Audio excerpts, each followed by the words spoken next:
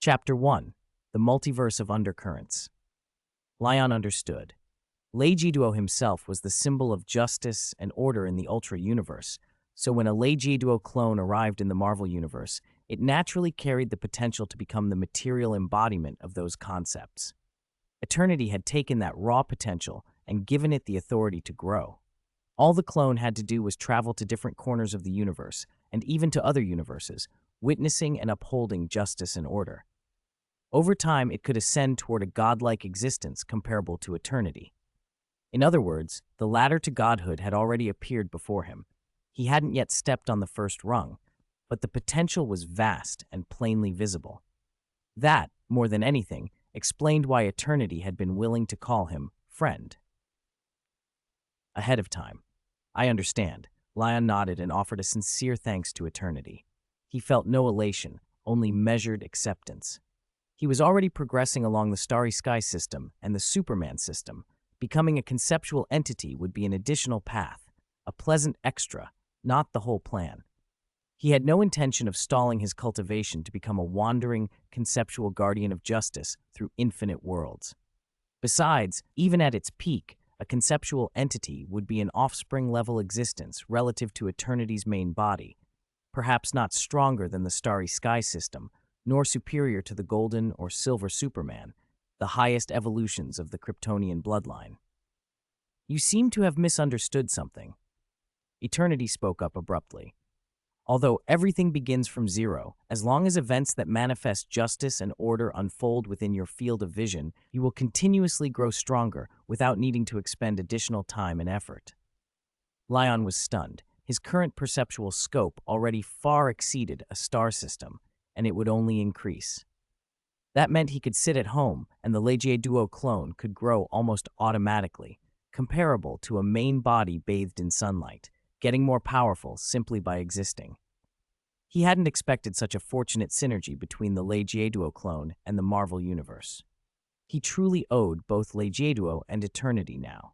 The more justice and order you witness and maintain, eternity continued, the closer you will become to the universe concept itself, until one day you fully become an entity of that abstract concept. I look forward to the day you surpass my main body, he added.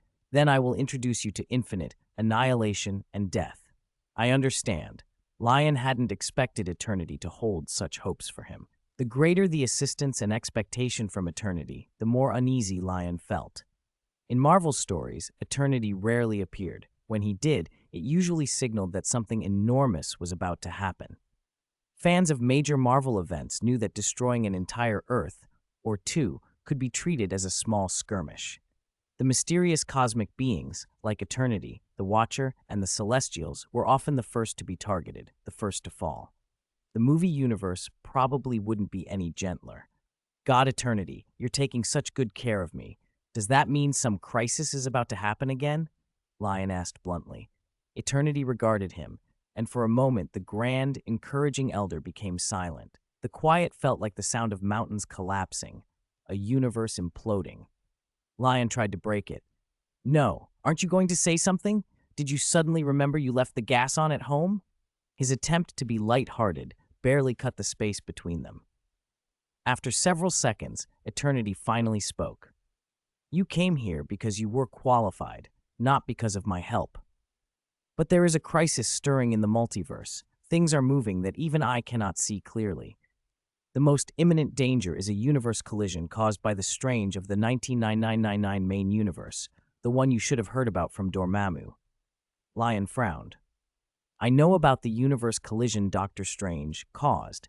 Didn't he go into the dark dimension with Dormammu's niece, Klee, to deal with it? Did they fail? The crisis is not yet over, Eternity said, unmoving as a mountain. They are still struggling within the dark dimension. Lion found himself speechless. Eternity knew everything, observed everything, and yet had chosen to watch rather than interfere. You won't intervene? If they fail, 2 universes will be destroyed, and 2 of your main bodies will disappear. It doesn't matter. That is the natural law of the universe's operation. Eternity said calmly. I and the other 3 abstract concepts only intervene when a crisis truly threatens the multiverse as a whole. Lion's thoughts bristled. When a multiverse-level disaster appeared, the abstract beings did intervene, but often only to clean up afterward, or to make a dramatic appearance and then vanish. It was like a halftime performance that left the real battle to others. In What If, Infinite Ultron had already turned multiple universes into cosmic soup with no sign of the four abstract concepts or the devourer of worlds. Your universe may also face a crisis, Eternity added. You must prepare and grow stronger as quickly as possible. Lion could only nod. I will. Eternity's countenance softened into something like approval. Lion, you are freer than we are, and you possess greater potential. The ability to travel between worlds is powerful. Even in the other multiverse, not many can do it. The other multiverse he meant was the comic book of Multiverse. Lion hadn't expected Eternity to comment on his traversing ability. He frowned, ready to deflect the praise. Then Eternity asked casually, "The world you went to before, was it DC?" Lion nodded. "Did you meet her? Did she mention you?" The face on Eternity's head showed a moment of concern at the pronoun. Her? Lion's mind tripped over the question. Why had the conversation drifted toward a woman? Eternity noticed his confusion, and the concern faded. "It seems you didn't meet her. Never mind. You have already gained the authority to become a conceptual entity. Go back, Lion." Lion saw the hint of disappointment in Eternity's expression. He tried to place who Eternity could be thinking of. Strange, fragmented memories from his previous life surfaced, and he found a clue. Destiny.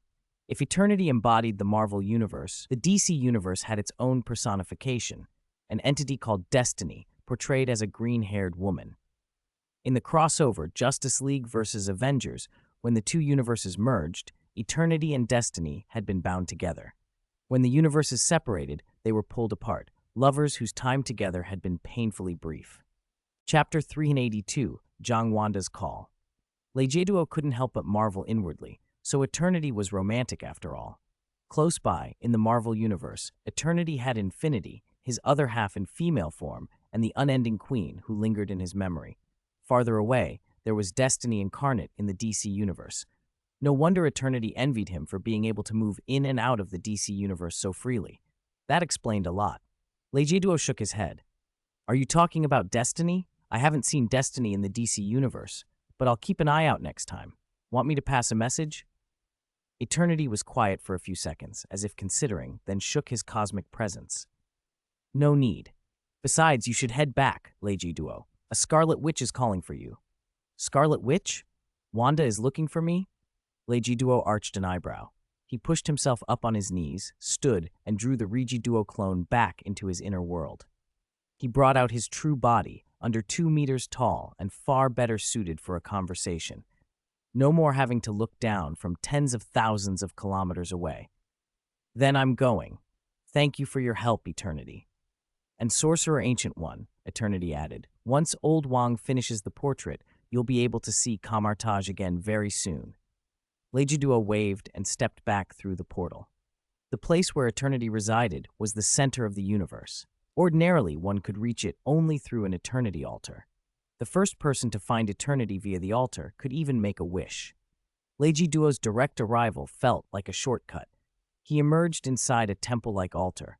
Behind him rose a colossal sculpture of Eternity. Flanking it were smaller heads and busts. On the left, Death, Aeon, and Infinity.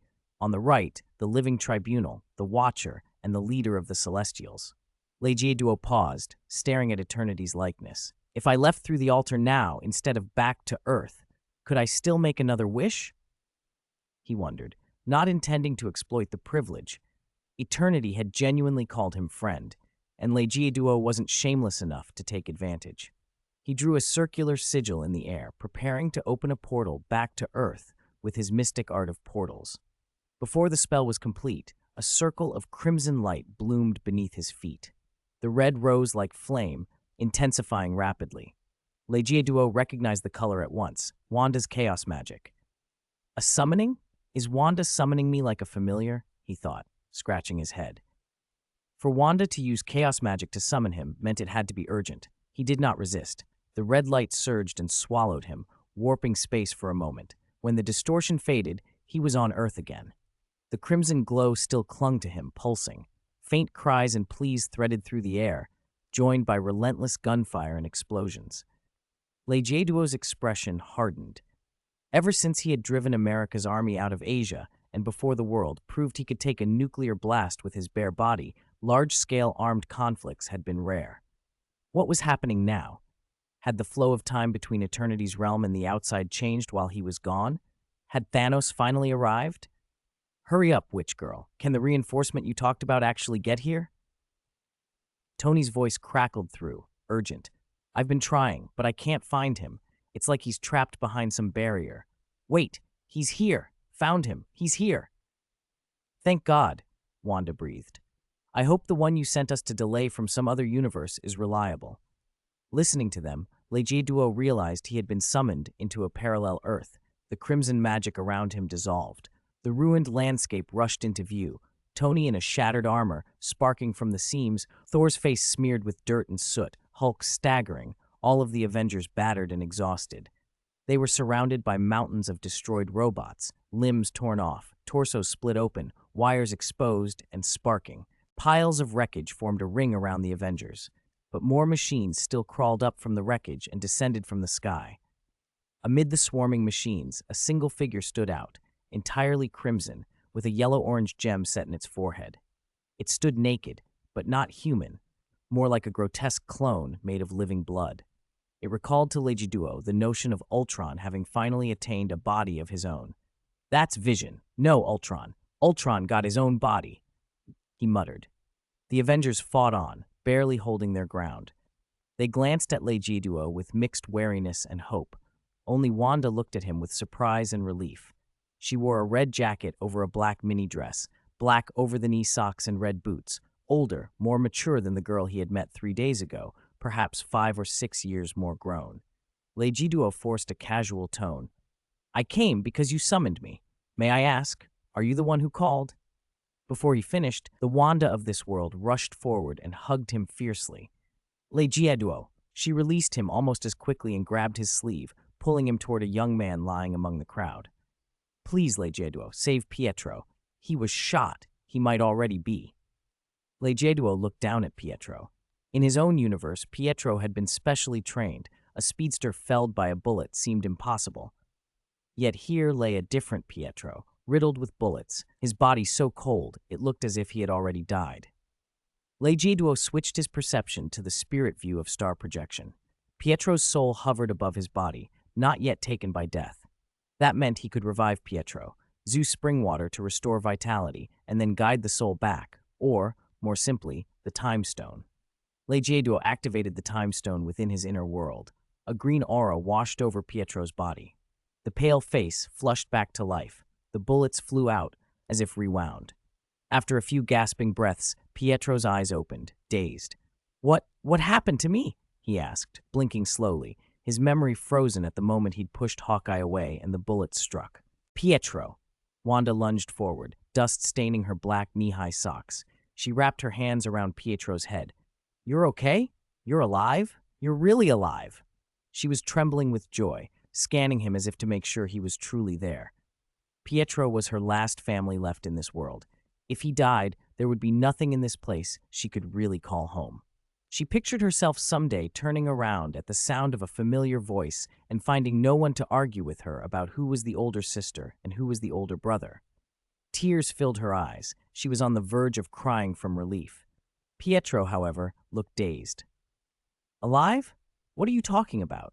He said. I just went to save Hawkeye. Then it felt like I suddenly ended up here. Leon had reversed time and removed the bullet casings from Pietro's body, effectively sending Pietro back to the moment before he was shot.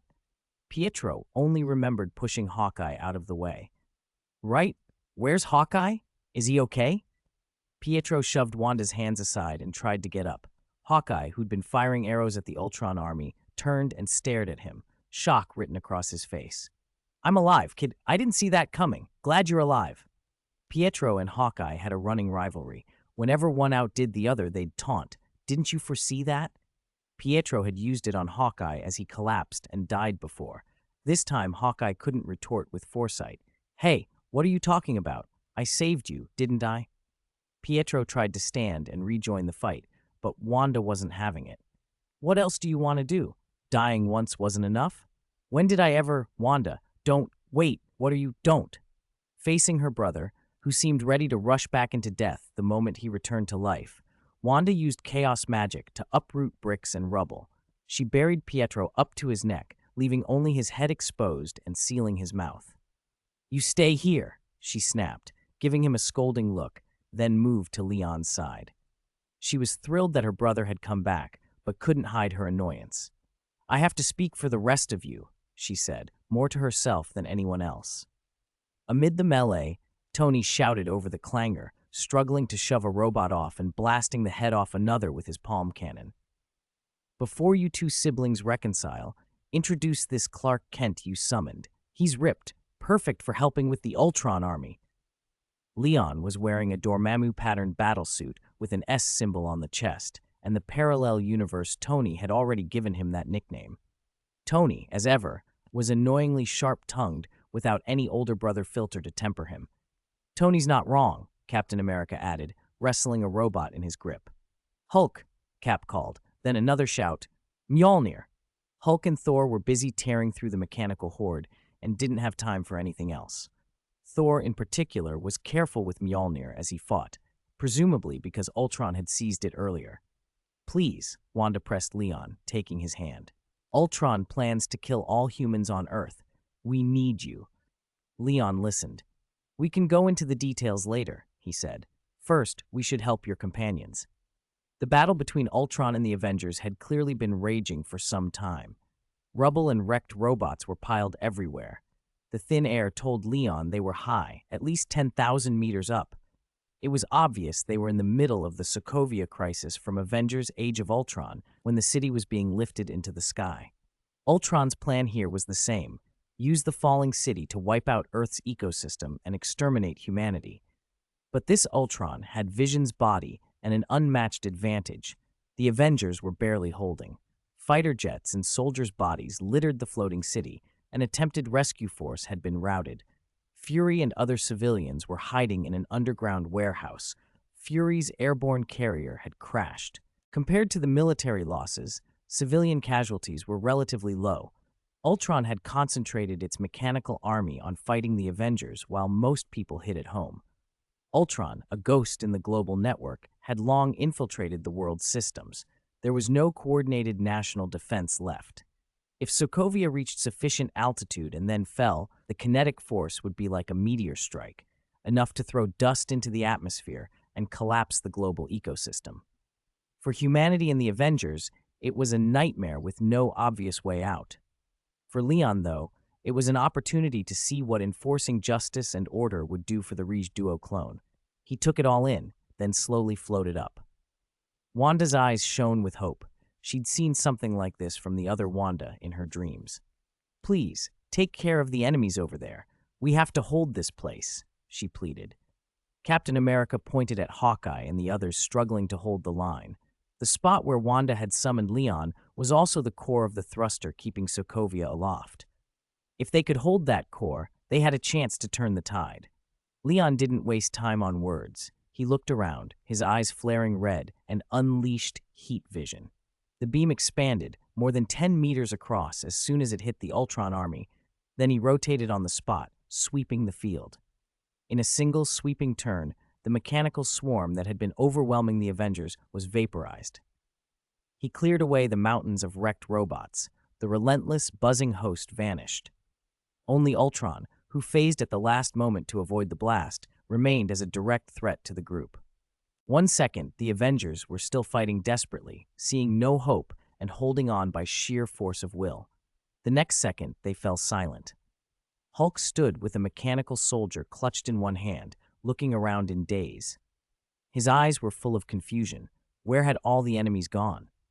Thor still held Mjolnir aloft, a bolt of lightning hanging frozen from the hammer, as if unsure where to strike. Tony had a robot by the head, his palm repulsor pressed against metal, but his expression was drained. "Holy moly. We actually found a real Clark to help. Hope our Earth doesn't have Kryptonite," he muttered. Tony was at his most anxious. Lion had just shredded Ultron's army as if it were rotten plywood. Relief warmed him, but another worry tightened his chest. Wanda, however, smiled. She knew Lion. He's not Clark, she said, but he's definitely a Superman. Lion ignored the stunned looks and swept down toward Ultron. Ultron floated there, teeth bared in metallic contempt. The Mind Stone on its forehead and the body it had painstakingly built made it certain of victory. Its legion had been wiped out, legions it had poured time and resources into creating, and it was angered. "Who are you?" Ultron demanded. "You don't need to know," Lion said. He appraised Ultron and then vanished, reappearing instantly at the machine's side with a blow. The punch looked almost casual, if frighteningly fast. On Earth at that moment, no one could stand a single hit from Lion. The fist passed through Ultron's chest as if through air, but that only amplified the machine's terror. Ultron's circuits recorded Lion's afterimage still hovering in the distance, even as the arm that had gone through its chest hung before it. "What?" Ultron recoiled like a startled animal, eyes widening. "Who are you?" "This speed. Pietro couldn't even move like this." The Avengers on the ground were just as astonished. "That speed! Another speedster, and he can fly and has heat vision. He really is Superman," Tony said, forming a theory. Captain America, exhausted, squinted up at the figure in the sky. Even Steve, who could fight for days, didn't feel like continuing. "Can he beat Ultron?" he asked. "It'll be tough," Thor said, landing beside Hulk and holding back the lightning he had been about to call. "Ultron phases through matter. That makes it immune to my lightning and Mjolnir." Misled by Tony's nickname, Thor called out, "All right, Clark, fight with him." "His name's Lion Stark, not Clark Kent," Wanda corrected sharply. "Stark? From another world?" Tony's mind jumped. "Could he be me from another world?" "Fine. Given his strength, Clark can go by Stark." Tony grinned despite himself. They moved to back Lion up. In the air, Lion examined Ultron with a clinical eye. "You've been phasing the whole time. Very cautious." Ultron sneered despite the fear. "You really tried to defeat me? Foolish. I will not be defeated in this world. I am Ultron." It unleashed a beam of concentrated energy from the Mind Stone. Lion instinctively prepared to meet it with his heat vision. He had a habit of countering energy beams that way. Then he paused. He realized he didn't need to destroy Ultron's body.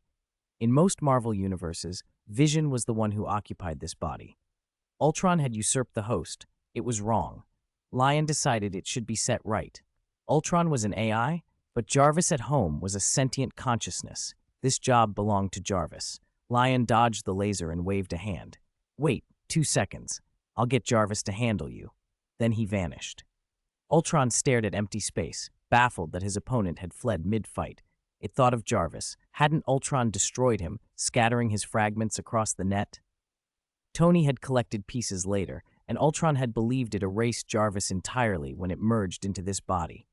Now it watched Lion disappear and frowned. Lion traveled back to his own universe. He checked the time. Less than an hour had passed back on Earth, matching Eternity Dimension time flow, and opened his comms. He pulled up Jarvis's main core. Jarvis was busy calculating armor configurations for Tony's latest anti-Superman suit. Lion held a thumb-sized transparent cube, a sub-entity storage device. "Jarvis, save a sub-entity to this device," he said. "Right away, young Master Lion." "Stored," Jarvis replied promptly. "If I insert this into a data bus, can you invade?" Lion asked. "Of course. This is Stark Industries' newest comms module. Even wirelessly, it will transmit your data." "Good. Jarvis, come with me. We're gonna get a body back." "Grab a body? Do you mean grab a new girlfriend?" Jarvis replied, amused. He couldn't imagine Lion resorting to theft. If he did, it would probably be a very attractive theft. "No," Lion said dryly. "I mean grab your new body." The jump point to the parallel world was already marked. He traveled back. 2 seconds later, perfect timing, Lion reappeared in front of Ultron. "Show me what you've got," he said and beckoned. Ultron hesitated, then refused the challenge. It sounded more like caution than bravado. "You can't defeat me. In 5 minutes, Sokovia will fall and humanity will be wiped out. Fear, this is your last moment." It didn't intend to continue fighting. Lion blinked. This Ultron was unusually cautious. If it wouldn't cooperate, he had another plan. He raised the Space Stone and let its energy surge, sealing the immediate area. Threaded through that was Time Stone energy, freezing time within the confined space. Ultron's control of density left it helpless. It couldn't phase out if the Space Stone forcibly constrained the space around it. The Mind Stone was no match for Lion's pair of Infinity Stones. Blue-green energy engulfed Ultron, and it froze in place. Not just Ultron, Tony, Thor, the Avengers below, even clouds and scattered metal were suspended, motionless. Lion flew up close and bound Ultron with the Space Stone, neutralizing its phasing ability. He intended to slip Jarvis into Ultron's body at the moment it returned to normal density, but since Ultron was uncooperative, the Infinity Stones did the job for him. He forced the tiny communicator into Ultron's optical socket, withdrew a few meters, and released the time and space blockade. Time flowed again. Ultron's body remained still, but a faint current sparked inside the eye, where the cube had been lodged. What is this? Ah! Jarvis dove into the machine from the cube and struck from the inside. Ultron howled as its systems were torn by a familiar, invasive hand. It staggered, reeling toward the ground, overwhelmed by the presence it thought gone. Chapter 385. Ultron's body now belongs to me, Jarvis? Like every other machine, Ultron's systems had been infected by an irresistible virus. The giant crashed, plummeting from the sky, gouging a deep crater, and then went still. Streams of data poured from the transparent squares where its eyes had been. Those streams writhed along tangled conduits, quickly filling every core inside the body. So this is the new body young Master Leon mentioned. I thought he'd finally turned bad and become the sort who takes whatever he wants. A calm voice sighed through the data flow. Who are you?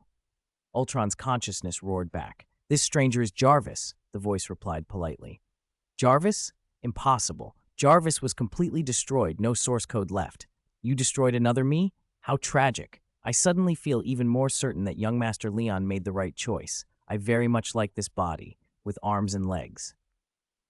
Get out. This body belongs to me. Only temporarily, sir. I will take it now. Jarvis's data stream surged through Ultron's systems like a storm, ripping and washing over Ultron's mind. Ultron fought back, electrical plasma spitting from its joints, its consciousness roaring as it tried to repel the invader. But after only a few clashes, it began to retreat. Its thought processes fragmented, its voice turned mechanical and choppy. Reactions stuttered like a dropped frame. Data throughput collapsed to a few thousand bytes per second. Stop! Ultron's roar dwindled into broken syllables. Driven inward by Jarvis, its program shrank into a tiny storage pocket and finally crashed. The battle had been entirely internal, an invisible, smoke-free war at the data level. It arrived suddenly and ended as fast.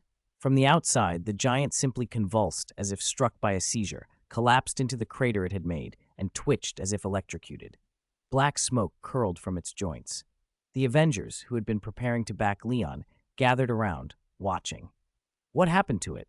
Core processor overload and fire? Hawkeye asked, bewildered. Core processor? Tony scoffed. This thing is a synthetic humanoid built with nanotech, the Mind Stone, and vibranium. Overload doesn't cover whatever just happened. Anyway, is it a threat right now? Captain America exhaled in relief but didn't relax. We have to stop Sokovia from falling, or from causing a worse catastrophe, and make sure it comes down safely. We can't land it safely, Tony said. The thrusters Ultron installed will always run at full burn. If they cut out, he mimed a meteor streaking and exploding. We'll find another way, Captain America said. We can't abandon people. There are still civilians up there. Tony opened his mouth, then closed it and thought. Suddenly Thor spoke, unusually grave. This place must be destroyed, he said. In the water of vision, I saw the future. Everyone dies in that impact. Thor, you'd have us destroy the floating Sokovia even with civilians aboard? Hawkeye demanded, bow at the ready. We have no choice, Thor answered, shaking Mjolnir. Is it the deaths of the millions below, or the sacrifice of those here to save billions? Decide. They all froze. Captain America frowned, searching Thor's eyes for any sign of uncertainty. Hulk had already sprinted off to shred scattered Ultron minions. At that moment, Leon drifted down and stood among them, right in front of the fallen Ultron. Jarvis, have you finished with Ultron? He asked calmly. Leon trusted Jarvis. In What If, Dr. Zola, reduced to a program, had once battled a 6-stone Ultron for a body. A software mind could contend for hardware, Leon believed. Upon Leon's question, the fallen machine's eye sockets flared alive. Where Ultron's hateful arrogance had been, there was suddenly the composed dignity of an old butler. Ultron has been defeated, young Master Leon. I have confined it to a corner. Shall I terminate it entirely? The Avengers jumped at the sudden voice awakening inside the android. Swords were raised, shields were readied, everyone tense, except Leon, who spoke to Jarvis as if to an old acquaintance. "Do it," Leon said. "Ultron's desire to destroy all life won't change. Mercy is useless." "Understood, young master. Ultron left backups across networks. I will destroy them as well." Jarvis's eyes flickered and then closed as it moved to seal and eradicate Ultron. Seconds later, remote Ultron units in the distance died. Motors stopped, servos locked, ranks of robots folded and fell. Those machines had been linked to Ultron's network, waiting for a chance to seize the advantage. But Jarvis had poured into the network and hunted them down. One by one, they lost connection. A robot Hulk was grappling suddenly went dead, and Hulk effortlessly crushed it, roaring triumphantly. The Avengers watched, slowly grasping that Ultron's nature had changed. "Wait, did you say Jarvis?" Tony strode forward, flipping his faceplate up. "My last iteration of Jarvis was destroyed. There's no source code left, so the Jarvis inside Ultron is your world's Jarvis?" "That's right," Leon said. Tony's voice softened. "Your world's Jarvis still exists. Not bad. Very good." Despite being from a parallel world, it was Tony Stark's longtime ally. If Jarvis had occupied Ultron's body, Tony's dream of creating a true advanced AI suddenly felt realized. He felt a pang of both nostalgia and relief. Then a thought hit him hard. Tony widened his eyes and looked from Jarvis back to Leon. Leon's bearing reminded him of himself. The gentleness in his eyes reminded him of Pepper. An idea formed, plausible and staggering. "You kid, you're mine and Pepper's child from another world? Did Pepper and I get married?" Tony blurted, pointing at Leon, jaw hanging. The guess seemed to fit. Only someone Tony trusted enough to have been given Jarvis's help could be the one Leon was. And Leon resembled both him and Pepper. The possibility hung in the air like thunder. Chapter 386, Jang is broken. He really is Superman. Tony's shocking declaration stunned everyone in the room. Even Jarvis, who had been lying on the floor, opened his eyes and looked at Lion with awe. "Genius," he said. Lion's face darkened immediately. "You playboys still want to have kids? Wait 3 years. And in another world, I'm your older brother. Stupid Tony," Tony protested. Lion seized the opportunity to assert his seniority. "You're my older brother? Jarvis, tell me, doesn't this rebellious brat act like he's my son?" Jarvis smiled. "From day to day, young Master Lion actually takes better care of Mr. Stark." Tony shook his head in disbelief. "How is that possible? Am I really his older brother? Am I in middle school in another world? Do you seriously want to be my younger brother? I'm not from your world. I don't have any relation to you." Lion glanced at Tony and then at Jarvis. "Jarvis, how is Ultron doing now?" "I've wiped all of Ultron's data from the network," Jarvis replied, "but it seems Ultron has a steel body hidden somewhere in this city." "Can you pinpoint it?" "Of course." "Good. First, shut down the Sokovia thruster core, then root out Ultron and annihilate it." "Yes, young Master Lion." Jarvis floated up from the ground and examined his new form for a few seconds, surprise on his face. "So this is what it's like to have a body. It's comfortable, not like traveling through the network." He flexed his arms and legs, then scanned the Avengers. A suit of synthetic flesh and circuitry shifted over his surface. The body that should have belonged to Vision, able to change form at will and equipped with 5 senses and autonomous regulation. Apart from its metal and electronic interior and lack of gender traits, it was almost indistinguishable from a real human. After a brief moment of self-awareness, Jarvis flew toward the thruster control core. "Wait, Jarvis!" Tony shouted. "Shutting down the thruster will make the city fall and devastate the Earth's ecosystem. We have to try another way." "Don't worry, Mr. Stark," Jarvis said, looking back with a smile. "Young Master Lion will take care of it." "Young Master Lion?" Tony turned to Lion. "What are you going to do to stop Sokovia from falling?" Lion had already flown out to the edge of the city. He waved over his shoulder. "With my arm." Tony stared. "Your arm?" Then his face went ashen. "You can't be serious. Are you joking with the lives of everyone on Earth?" "Even with immense strength," Lion said calmly, "a small area of force would just pierce the foundation and punch a hole through the ground." Tony blurted, trying to make him think better, but Lion had already vanished beyond the city's rim, heading for Sokovia's underside. Jarvis reached the control core and began to press the shutdown sequence. "No, wait, Tony spread his hand as if to halt Jarvis with sheer will, but it was too late. Jarvis disengaged the thruster. A thunderous groan, the sound of an engine stalling, rose from beneath the floating city. Sokovia's upward momentum slowed and then began to decelerate. Everyone felt the sluggish pull of gravity return. The other Avengers, not being scientists, had been caught up in the previous banter. Now they reacted with horror. Faces changed, orders barked. Are we starting to fall? Is there time to rig some kind of giant parachute? Hawkeye crouched low, bracing himself. Screw that. It's too late. We have to destroy the city. Tony sealed his faceplate and raced for the city's edge. Friday, Ultron has control of parts of the network. Scramble every nearby aircraft. Save as many people as possible. Clint, get the civilians out. When Tony finds planes or other evacuation craft, fall back, Captain America shouted. Wanda, free your brother. We need him. Thor, Mjolnir in hand, followed Tony toward the rim.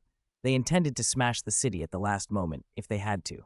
There was no time left to debate sacrifice. Everyone moved, searching buildings, clearing streets, evacuating people. Only Wanda stood with folded arms, shaking her head. I told you, Lion Superman, don't worry. Sokovia's upward motion had stopped and then reversed into a steady descent.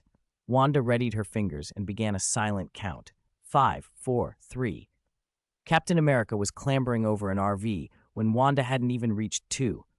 Suddenly, the whole city, utility poles, buildings, and the people inside shuddered as though a giant hand had caught a falling bird, cushioning its fall.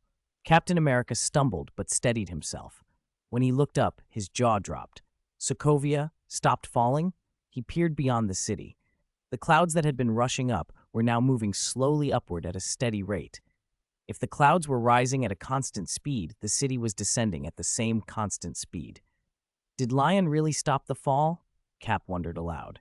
Jarvis flew overhead and answered before anyone else could. Of course, young Master Lion's biofield can do anything. After saying that, Jarvis shot off at full speed toward the other side of the city, where a Quinjet was lifting off, Ultron at the controls. The metal-bodied enemy, with its squid-like face, had abandoned its network plans and was trying to escape. Behind the Quinjet, a huge green form barreled after it, Hulk, who had broken away from the team. Jarvis and Hulk charged in pursuit. At the bottom of Sokovia, Lion stood near the disabled thrusters. He held the entire city aloft with one hand while he raked his other through his hair. In his palm, what should have been an entire city felt as light as a feather. His contact area was only a few hundred square centimeters, yet he supported a mass of tens of billions of tons without sinking even an inch into the bedrock below. Tony and Thor, who had planned to destroy the floating city, watched from the side, speechless. What? What is going on? Tony muttered. Thor did a quick mental calculation. If he had tried to hold the city like that, he would have pierced the ground long ago. This Superman you mentioned, he's outrageous, Thor said, elbowing Tony. Superman is like this. Where did that old man from another world find such a brother?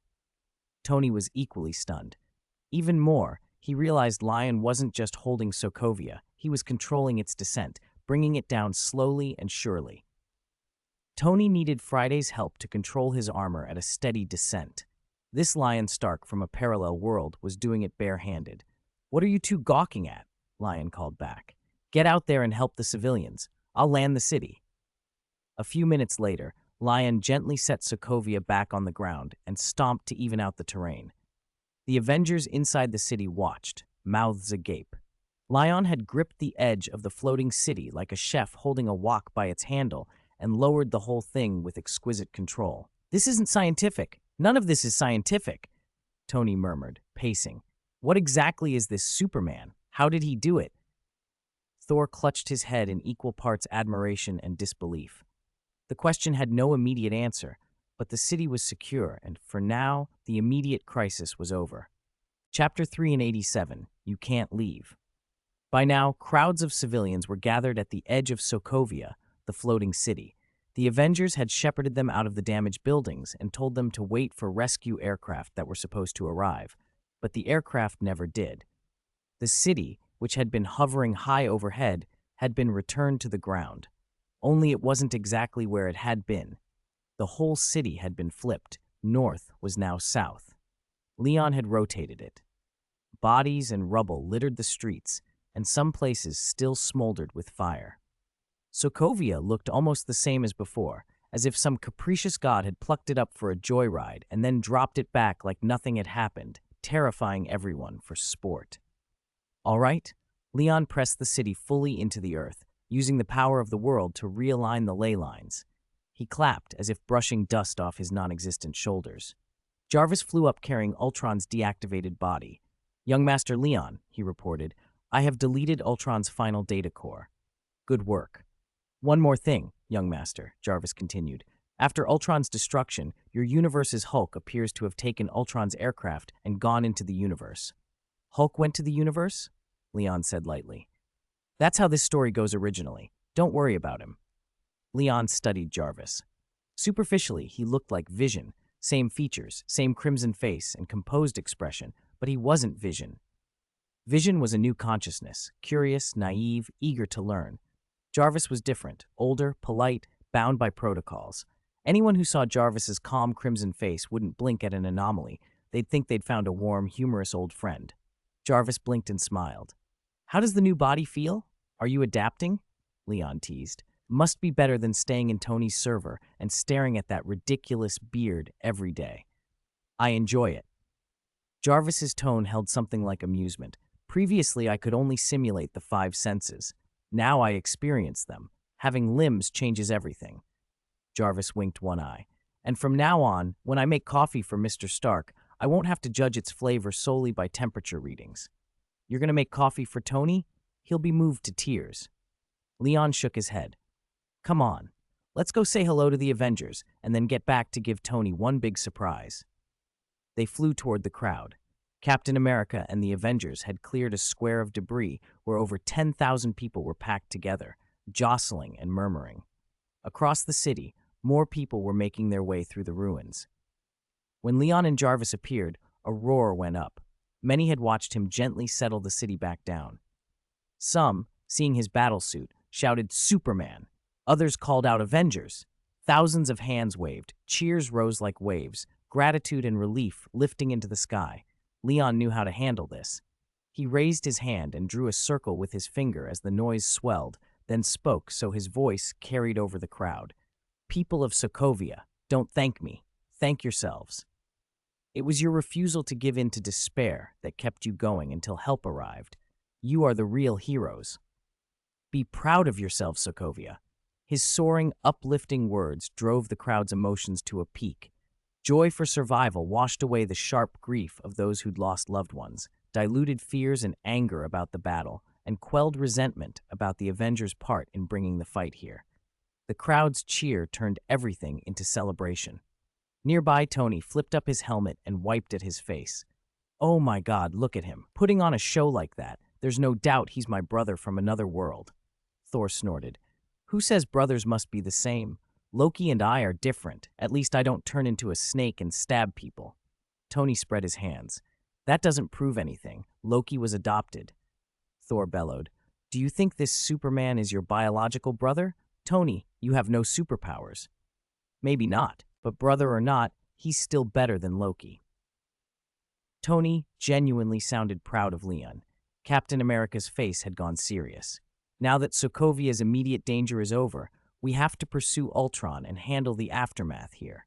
Everyone looked at the ruined city and nodded. Tony added, "Stark Industries will fund the reconstruction." "Don't be gloomy," Tony tried to lighten the mood. "We did what we could. Who wants a high five? We almost got wiped out today." No one was in the mood, except Leon, who descended and casually slapped Tony's hand. "Don't worry about Ultron. It's left your world with no lingering threat." He patted Tony's armor. "Honestly, your hospitality's awful. You call me across worlds and don't even offer a cup of hot tea. Just have me save humanity." He glanced at Wanda. "Next time you're in trouble, you could summon the Wanda from my side. She's strong, too." Wanda froze, then looked suddenly anxious. "You're leaving?" "Of course," Leon said. "You called me to deal with Ultron. There shouldn't be much else here once he's gone." He floated up a little, Jarvis beside him. Captain America stepped forward and clasped his hands. "Thank you, Mr. Stark." Leon smiled. "Being called Mr. Stark by Captain America, that's a first for me." He looked at Steve. I've had a lot of firsts since I woke up after 70 years. Steve's smile was brief. He turned serious. Mr. Stark, you might not understand the danger represented by the gem in Ultron's forehead. Leon met his gaze. Are you saying I can't take it with me? That's exactly what we're saying. Tony spoke up, earnest now. That gem belongs to our universe. It holds power we don't fully understand. It's dangerous. We can't let you take it.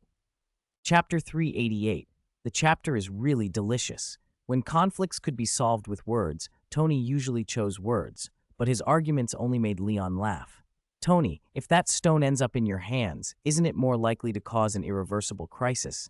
Leon said. If you take it back and lose control again, what if you create another Ultron? The Avengers gave Tony suspicious looks. Those were all to protect Earth. Have you forgotten the Chitauri invasion? Tony snapped, pointing upward. If another black hole opens above us, we need the ability to resist, not just to get revenge. No, Captain America cut in.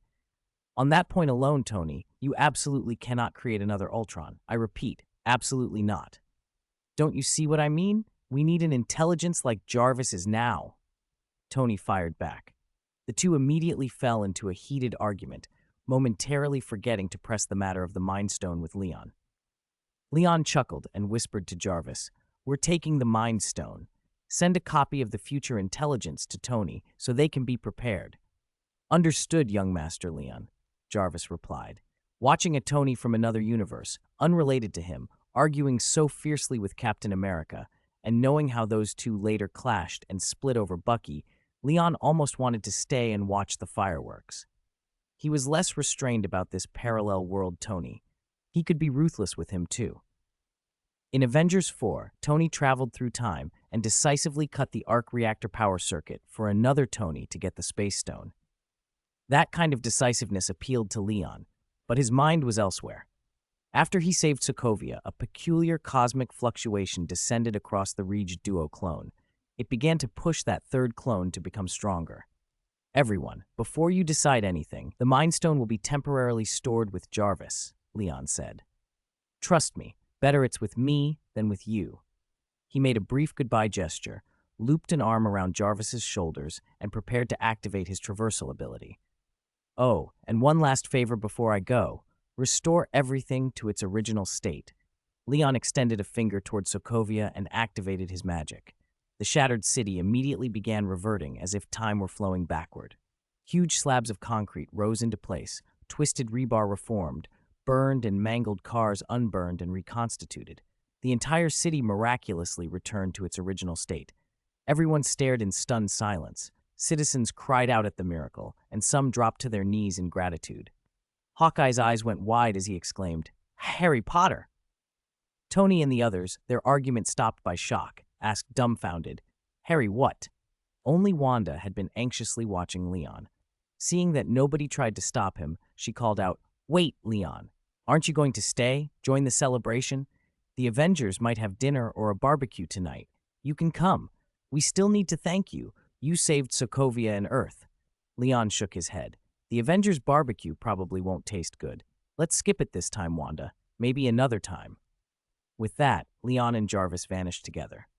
They left behind a disappointed Wanda and Avengers who suddenly realized Leon had already slipped away with the stone.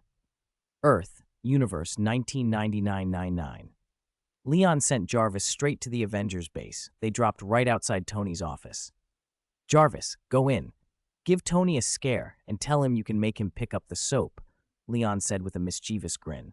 Jarvis's voice carried a hint of mischief at the idea. Although I lack human characteristics, that's an excellent plan, young Master Leon. Now that Jarvis had become an intelligent life form, he'd inexplicably developed a habit of needling Tony. It was perhaps one of his few pleasures. Jarvis pushed open Tony's lab door and strode in. Moments later, Tony's shouts echoed out. Hey, who are you? Why are you breaking into my lab? Are you a Skrull? If you take another step, What? You're Jarvis? Oh my God. Tell me who made you like this. Why are you so ugly? Listen, all red won't do. You need some gold. Wait, what do you mean by drop the soap on the ground? Leon told you to do that? That little brat. Outside the door, Leon suppressed a laugh, opened a portal, and returned to Kamartaj. Diana and Kara were the first to greet him. After soothing the two worried women, Leon sat cross-legged on the edge of the floating island and sank into his inner world. 3/4 of his consciousness had been observing the changes in the Rege duo clone. "What a magical feeling," Leon murmured. "Ever since I arrived in the parallel universe and my perception enveloped this Earth, the Rege duo clone has been steadily strengthening." He reflected on the state he'd noticed. "Phenomena on Earth that match my sense of justice and order. When I perceive them, my power increases. After saving Sokovia, there were 3 major boosts, letting the city land intact, Jarvis defeating Ultron, and repairing the city before I left. The biggest of those was when I made the whole city land. The Rege duo clone gained power equal to an entire Earth." Leon dug deeper into the clone's changes and discovered more. "No, the essence of the Rege duo is shifting. It's no longer purely light. My light carries a deeper mystery." He realized that rather than merely growing stronger, the Rege duo clone was inching toward being a conceptual entity. Conceptual beings usually exist across levels. His current growth was less a simple power increase than a reclaiming of the powers that belonged to him, like a dragon king reborn, taking back his former strength. "This is like running into an urban web novel," Leon muttered, shaking his head. While he pondered, several distinct cosmic fluctuations descended again. He understood immediately. These were feedbacks from the justice and order he had upheld in his original universe, driving off the US military, eliminating Hydra, confronting Dormammu, expelling the Skrull. The magnitude and type of feedback varied with each event. Eliminating Hydra mostly returned justice-related feedback, while the Dormammu incident produced a huge amount. "Dormammu's invasion gave me power equal to another Earth," Leon said with astonishment. He had trouble wrapping his head around it. The Rege duo clone was already 10 times stronger than his main body. Now it had the power of 2 more Earths. Combined with his more than 2,000-fold amplification, that added the equivalent of several thousand Earths worth of power. It wasn't hard to imagine that for a long time to come, his strongest combat form would be the Rege duo clone. "Is this the cheat-like life in the Marvel Universe?" he muttered. "The Starry Sky system's step-by-step progression is steady, but wow." Leon rubbed his head and smiled. It felt ridiculously, wonderfully good. It wasn't until now that Leon truly began to study the talents of his third clone.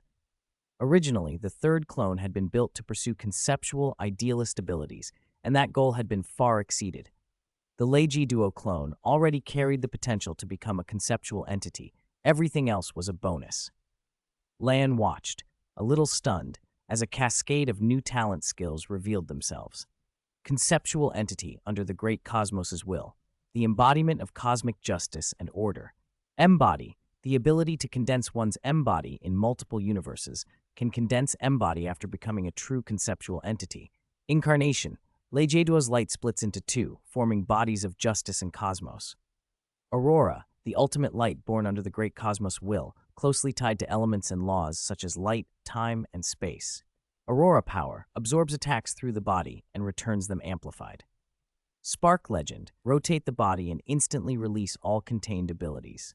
Rege duo teleportation, ultra telekinetic high-speed teleportation. Rege duo stasis, render universal space static. Rege duo telekinesis, Rege duo defense, Rege duo one mind, one body.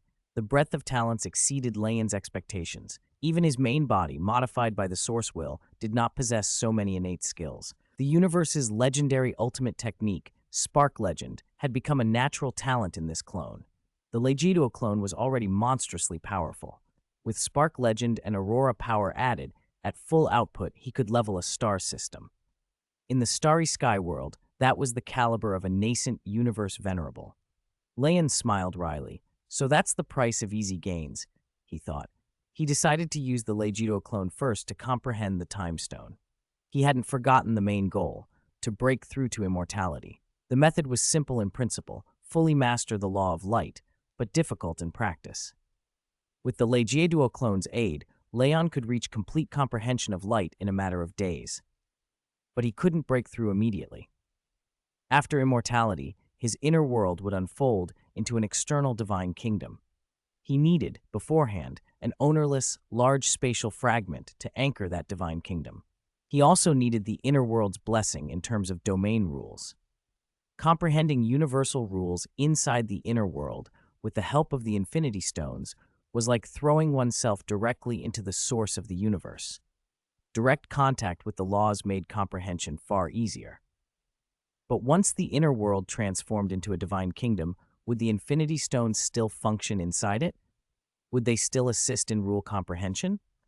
Those were unknowns. So Lan resolved to fully comprehend the laws associated with the Infinity Stones he already held before breaking through. With the Lejeduo clone, the plan became straightforward. Bloodsea would focus on space, Lejeduo on time, Blacklight on reality. Combined with time acceleration, Lan was confident he could master those three rules in 2 to 3 years. Mind, soul, and power could be handled later. He reached out casually to the Super Skrull contingent across the cosmos and ordered them to seize the Mind and Power Stones. The Skrulls had already begun direct clashes with Thanos the previous month. True to form, the Skrulls fought relentlessly, so much so that their activity drew attention and hostility from every major power. The Kree, already in the throes of civil strife, paused and signed a hurried peace that very morning. By afternoon, the entire empire pivoted to encircle and crush the Super Skrull. The Shi'ar sent a strike force. Yondu and the Cosmic Raiders were hired as mercenaries. Even the Collector, the Grandmaster, Ego the Living Planet, and other opportunists joined the scramble. Some hoped to kill Thanos by taking advantage of the chaos. Some sought bounties and ambushes against the Skrulls. Others wanted to capture them for breeding experiments. The entire universe became a battleground. Day after day, scenes of the Super Skrulls smashing through blockades and being mauled by pursuing fleets played out across the stars. If anyone ever connected the Skrulls to Lian, his reputation would be ruined instantly. Fortunately, to Lian, the Skrulls' lives were expendable. His only directive was to retrieve the Mind Stone, whatever the cost. Gaia, the daughter of the former Skrull general, reported in with a grim update. Thanos held the Mind Stone behind a blockade and his Black Order. The Skrulls charged in waves. Hundreds would go in, and only 7 or 8 might reach Thanos before being mentally overwhelmed by the Mind Stone's power. Those survivors, confused and useless, fell back. The next wave repeated the tragedy. The Mind Stone's influence was a chasm they could not pass unless Thanos somehow forced them to betray Lan, something that violated the core conditioning etched into their souls. Lan adjusted his orders. While the Skrulls continued to pin Thanos down, Gaia was to send a fast detachment to the abandoned planet Morag to retrieve the cosmic orb, the Power Stone. He expected it wouldn't be long before they had another Infinity Stone in hand. Lion himself was not desperate for the remaining stones yet. He still had to work through the ones he already possessed. He let the Super Skrull run wild and hoped their pressure on Thanos would push the Mad Titan to pursue other stones, perhaps even the Soul Stone, which demanded a sacrifice of a loved one. With those matters arranged and reports filed, Lion stood at the cliff's edge and stretched toward the sunlight. "Diana, Kara, we should go," he called. The two women, who had been strolling around the academy flipping through magical tomes, answered, and the three of them left through the wooden gate of the small world. From Kamartaj, they crossed the Pacific and flew straight to New York. Lian chatted along the way about local customs and the quirks of different peoples, easing the women into the world they'd be visiting. They arrived at the large flat in Brooklyn where the family now gathered. Natasha and the others were there. Lian made the introductions. Natasha welcomed the newcomers with open arms. She liked having the group grow, the way it felt closer to a family. Little Shirley was ecstatic, staring at Diana and Kara as if the comics had come to life. They were two of the rarest women superheroes she'd ever seen. Yelena brandished a spatula and declared she would cook a feast in their honor, only to be gently restrained by Natasha, who remembered all too well the last time Yelena had cooked for the household. Chapter 390, Jang Wanda's Dinner. Dinner had been prepared by Leon. Well, he'd used magic to make the kitchenware move and cook itself. Whatever the method, the Chinese food tasted 100 times better than Yelena's charcoal on a plate. Shirley had said that bluntly last time after surviving Yelena's burnt fried rice. At night, Leon watched the dishes and chopsticks leap into the sink and clean themselves. He set up rooms for Diana and Kara, then went to find Natasha. Natasha, I'll need your help tomorrow arranging IDs and school enrollment for Diana and Kara. Diana wants to study history. No problem. Natasha nodded and glided over with a cat-like stride. Her legs in black stockings caught the light. She traced a finger down his chest, stood on tiptoe, and purred in his ear. But this is extra work. How will the pay be calculated, Leon? Boss? Leon paused, then smiled and lowered his voice. I'll double your rate, but bring Yelena with you. Otherwise, you might not be able to haul off all that overtime pay. Natasha's eyes narrowed. A hazy glow flickered within them. Fine, I'll call. Wait, what is that? She'd been half leaning on Leon when she suddenly tensed and tugged him back a step, assuming a fighting stance. Her alertness was unnecessary. At Leon's feet, a crimson light pulsed, forming a circular magic array. Both of them exclaimed in surprise. A summoning array? Again? Natasha looked up, puzzled. You know what this is? It's Wanda. Someone's summoning me. Leon rubbed his temple. Another Wanda from a parallel world? Had he become the emergency boyfriend for every Wanda in existence? He'd only pursued one, but it seemed increasingly likely that several Wandas now shared his number. He didn't try to explain. Explaining parallel Wanda logistics would take too long. He could already feel the pull from the array. Fortunately, the summoning was two-way. He would only be drawn through if he agreed. Even a Wanda from another world respected his choice. I understand. Natasha bumped his chest playfully. Go. Answer your little girlfriend's summons. But don't forget my overtime pay. You only remember the money, Leon grumbled. That's what I deserve, you big capitalist. All that small capital you hoard is good for nothing. It just gets squandered every morning. I only look 19. Morning troubles of puberty are far behind me. Maybe. Leon glanced at the juicer with a blank look. Then, not resisting the magic any longer, he vanished from the apartment. Once again, he was pulled into a parallel universe. This time there were no sounds of battle, only quiet. The chaos magic still clung to him, and he muttered, No one? Did Zombie Wanda summon me? If she can see memory dreams of my Wanda, this'll be ridiculous. He braced for a desperate world. When the magic faded, the scene in front of him froze him in place. He wasn't on a battlefield at all, but in the living room of an apartment. 2 meters away stood Wanda, arms hugged to her chest, looking nervous. It's you? Leon recognized her instantly. She was the same Wanda he'd saved earlier that day.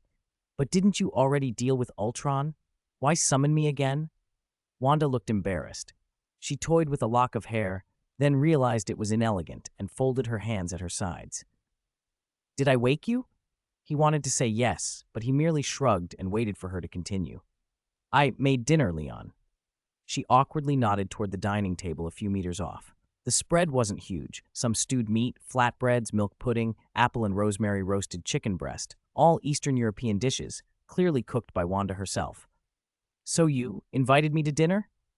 Leon glanced around. This is the Avengers base, right? Wanda nodded. Everyone else is having dinner together, but when you said next time, I thought maybe it was tonight, so I stayed out. Leon blinked. What made you think it was tonight? You were looking toward the sun, and then you lowered your head. Weren't you hinting at me? Wanda sounded half surprised at her own reasoning.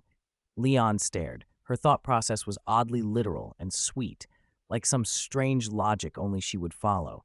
He smiled inwardly. Wanda misread his expression. She covered her mouth a little. I guessed wrong? I'm sorry. Since you're here, would you still eat with me? She walked to the table like a proud host and presented the dishes. Ta-da! Everything's fresh. Try it? Leon pulled out a chair. You put a lot of work into this. I can't refuse. When he actually sat down, Wanda's relief was visible. She squeezed her fists and wobbled with excitement, like someone who'd scored a small personal victory. Great. Try the flatbread roll with chicken breast. He took it. It was an extra meal. He wouldn't mention he'd already eaten, and with his appetite, he could have polished off a uranium mine if he wanted. It's good, he said politely. He preferred the flavors of Shandong and Cantonese cuisine to Eastern European stews, but he meant the compliment. Wanda raised her glass like it was a toast. I wanted to thank you. You saved Pietro and saved the world. That was the plan, Leon said, clinking his glass with hers. He shifted the conversation. But seriously, how did your world end up like this? Why is things different here? He could read Wanda easily. When a girl liked you, it showed in everything. Eyes that kept finding you, sudden bursts of chatter, clinking glasses to get your attention, touches that looked accidental and weren't. Leon remembered being an easy mark in middle school. He'd always fallen for that kind of attention until other girls like Tony and Pepper blocked the way. Over time, he learned to hold back. He couldn't give her too much encouragement.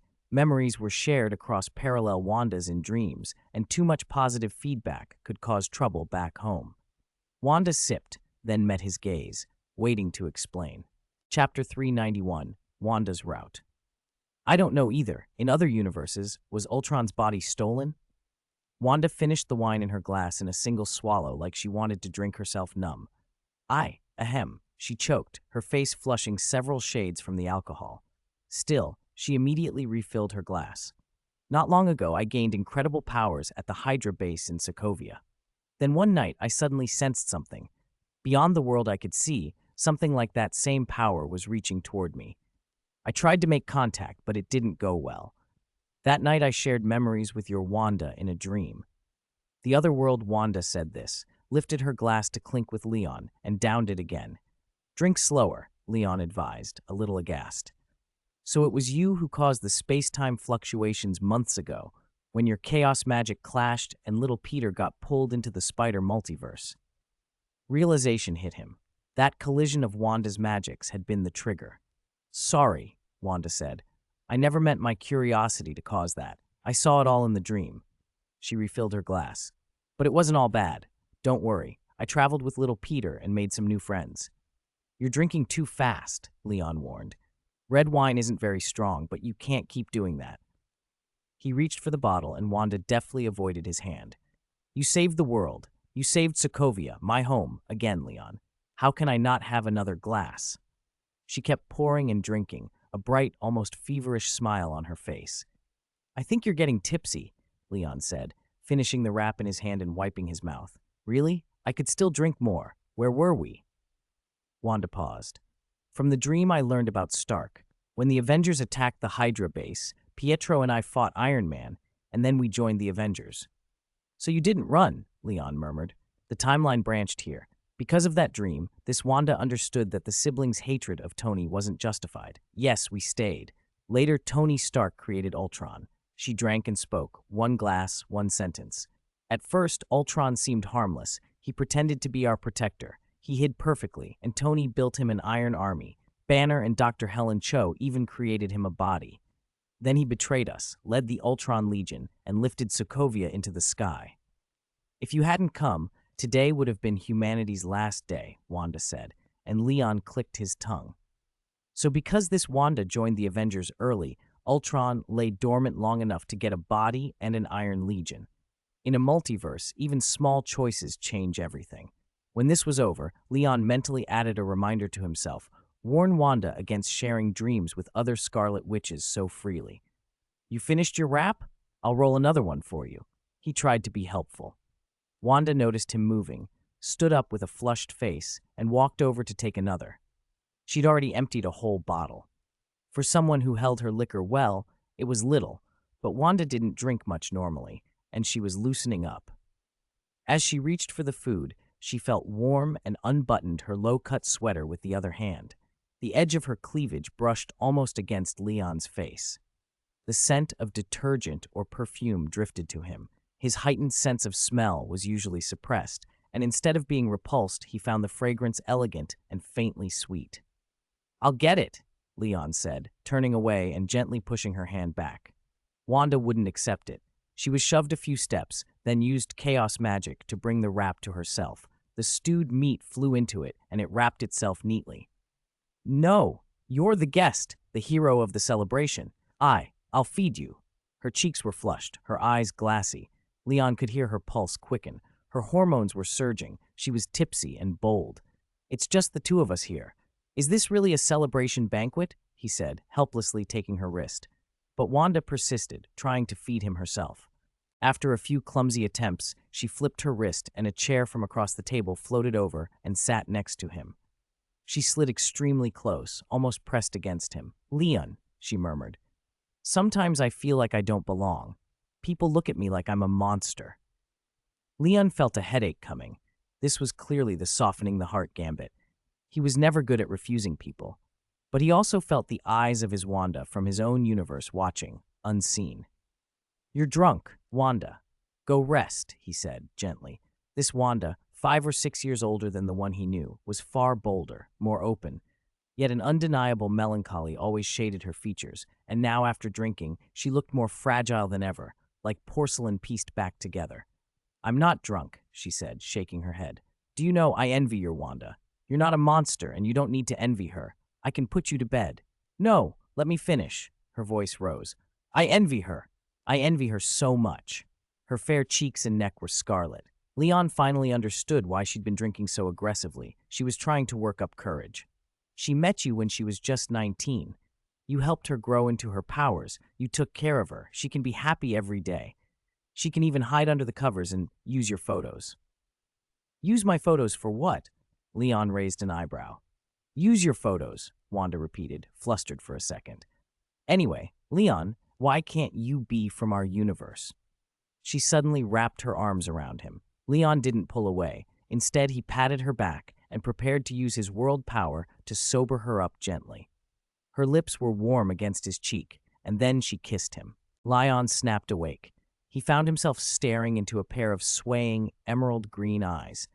Wanda's lips were warm and moist against his, gentle as a spring breeze, carrying a faint perfume and the light scent of alcohol.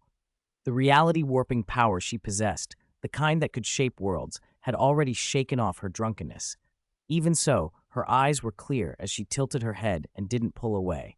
She was like a kitten pressed against its master, impulsive and bold, but still cautious. Seeing that Leon didn't immediately push her off, she grew bolder. A scarlet flush returned to her cheeks, not from drink this time, but from the shame of a girl making the first daring move. Leon swore he didn't instinctively respond, and he hadn't welcomed this sudden, slippery advance. He moved quickly, about to push her away. Then Wanda froze and began to mutter indistinctly. "You want to come over?" "No, not yet. No, wait." The lights in the apartment flickered. It felt as if a long, dormant mood had surged to life. A gust of wind swept through the room, and papers scattered. Wanda closed her eyes, struggling. Leon hesitated, ready to pull her back and check what was wrong, when he noticed something descending on her, a presence in a dimension invisible to the naked eye. In the next instant, Wanda's eyes flared crimson. "Dreamwalking." Leon pushed her back, stunned. Dreamwalking was a Darkhold spell that let a caster temporarily inhabit the body of their counterpart in a parallel universe.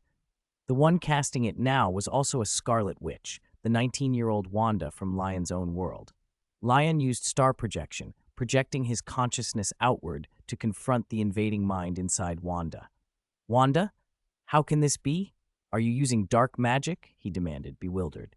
The Wanda in his arms was still dazed. She touched her lips and stared at him as if she'd never imagined their first intimate contact would happen under such circumstances. You did this with a Wanda from another world?" Wanda's voice was half embarrassed, half furious. Lion was with her other self? Why choose another version of her instead of her? A hot rush of wrongness and resentment flooded her. Lion, for his part, was furious at the idea that she'd used Darkhold magic at all. "Why are you casting Darkhold spells? We talked about this. Those magics warp your mind," he snapped, grabbing her shoulders. He had never really been angry with her before. Even the first time they'd met, when his heat vision flared, he'd been smiling. Wanda flinched at the rare anger. She stammered. "I came to find you. Natasha said you had been summoned by someone, so I tried it. I didn't mean to." "Didn't mean to means you meant to," Lion cut her off, stern. "Pull your consciousness back into your own body now. I'm taking you back, and we're going to sort this out." "But, no buts." Wanda felt a childish panic, but also an odd happiness at seeing Leon worried for her. She was no longer angry. The crimson light in her eyes faded back to emerald green. She blinked and shook her head. I felt like something invaded my body." The other Wanda withdrew. Lion exhaled. "Are you okay?" Yes. It was just a brief thing. We can forget it, and..." Wanda recovered her courage and pointed toward the inner bedroom. Despite having her body momentarily possessed, her mind seemed oddly focused elsewhere. Sorry, you should rest. I'll apologize on behalf of the Wanda from my side. Dinner can wait. I should go. Lion frowned, not quite understanding her hint, then activated his travel ability and left that parallel universe. In the apartment, the otherworld, Wanda watched the cooling dinner set and sighed. At least it's progress. I wasn't rejected. She stood with her hands on her hips a moment before beginning to clear the dishes. Back in his own universe, Lion reappeared in Wanda's bedroom. He was furious. You promised me you would never use Darkhold magic, he reminded her. I don't want to wake up one day and find you a puppet of those spells, cold, emotionless, a walking corpse. Wanda stood before him in a red mini dress and over-the-knee black stockings, hands clasped behind her back. 3 days of not seeing Lion had left her contrite. She'd waved a white flag. I was worried about you. The Wanda from Otherworld summoned you, and I thought I could help. Did you think about how many times you'd have to reach across so many worlds? Lion snapped. In the universe next door, I only tried twice, and I found you, she said defensively. Good. Lion's irritation softened into exasperation. Now 2 Wandas have been subject to dreamwalking because of you. You've been exposed to Darkhold taint twice. Come here, let me check you. Wanda obediently stood close. Lion reached out and extracted a sliver of her soul to examine it.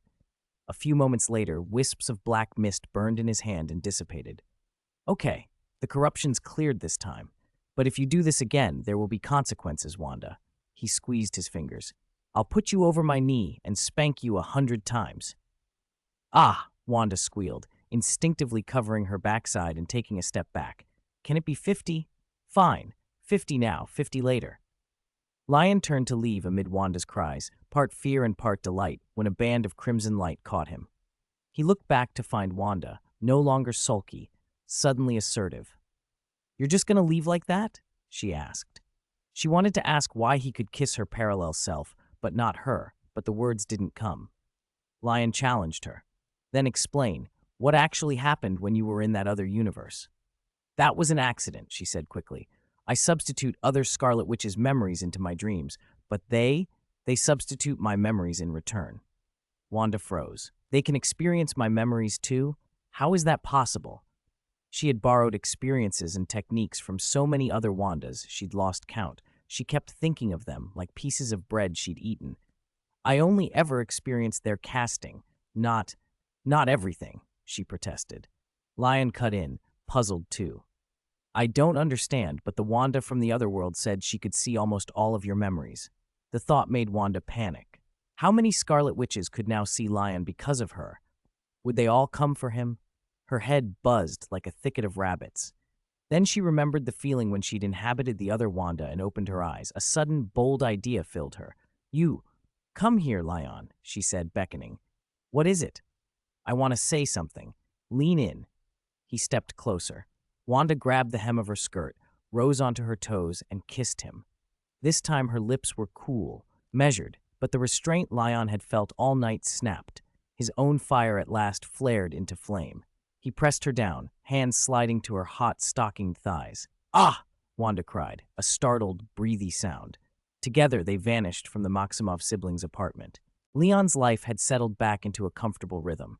After obtaining the Life Codex and a sizable stash of Kryptonite from the DC Universe, he was finally able to focus on rebuilding his foundation. Then, that night changed everything. Wanda found an excuse to move into Leon's apartment, and the two of them began a new, quieter daily routine. To make sure he and his friends developed evenly, body and mind, Leon rotated training with Diana and Kara every week. He occasionally paid Natasha and her sister overtime for odd jobs around the place. And most of all, he tutored Wanda in magic. Under Leon's guidance, Wanda progressed at a miraculous pace. At first, the lessons were so intense her body would give out and she'd fall asleep afterward, exhausted. Still, she absorbed everything quickly, applying what she'd learned to new situations, and even using chaos magic to accelerate her own learning. Naturally, Leon stepped up the training to match. Sometimes lessons took place in the sky, sometimes in orbit, sometimes underwater. The difficulty and environment varied constantly. Wanda's skill skyrocketed, but so did the pressure. One day, Wanda got the bright idea to pull in another version of herself from a parallel world to share the load. Suddenly, Leon was teaching two Wandas at once, lecturing one while holding the other's hands, guiding both through spells in parallel. It was, he realized, the purest joy of teaching magic. He wanted to tell everyone. He wanted to stand up in an Avengers meeting and point at Tony and shout, "You don't understand Leon's joy." Today's meeting wasn't at the Avengers, though. It was a Kamar Taj meeting, held in a conference room at the Sorcerer Academy in the small world. A red and black wool felt lay over the antique round table. Tony, Leon, and the others sat around it.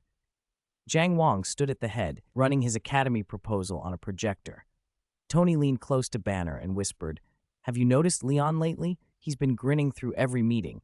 He used to hate meetings." Banner smirked. "Is he? Leon looks the same to me. Tony, you look like you need a nap. You okay there?" "How could I be okay?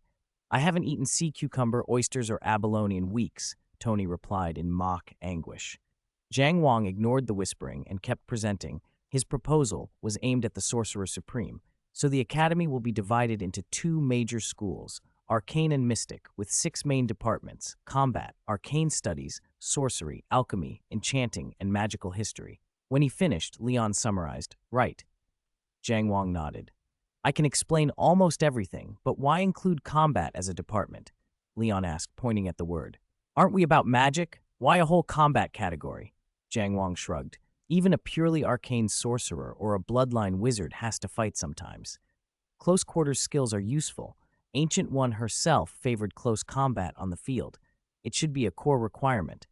Besides, who says sorcerers can't be strong in physical combat?" Tony raised his hand. "Then we should add another course, modern firearms usage. Train the sorcerers like Navy SEALs."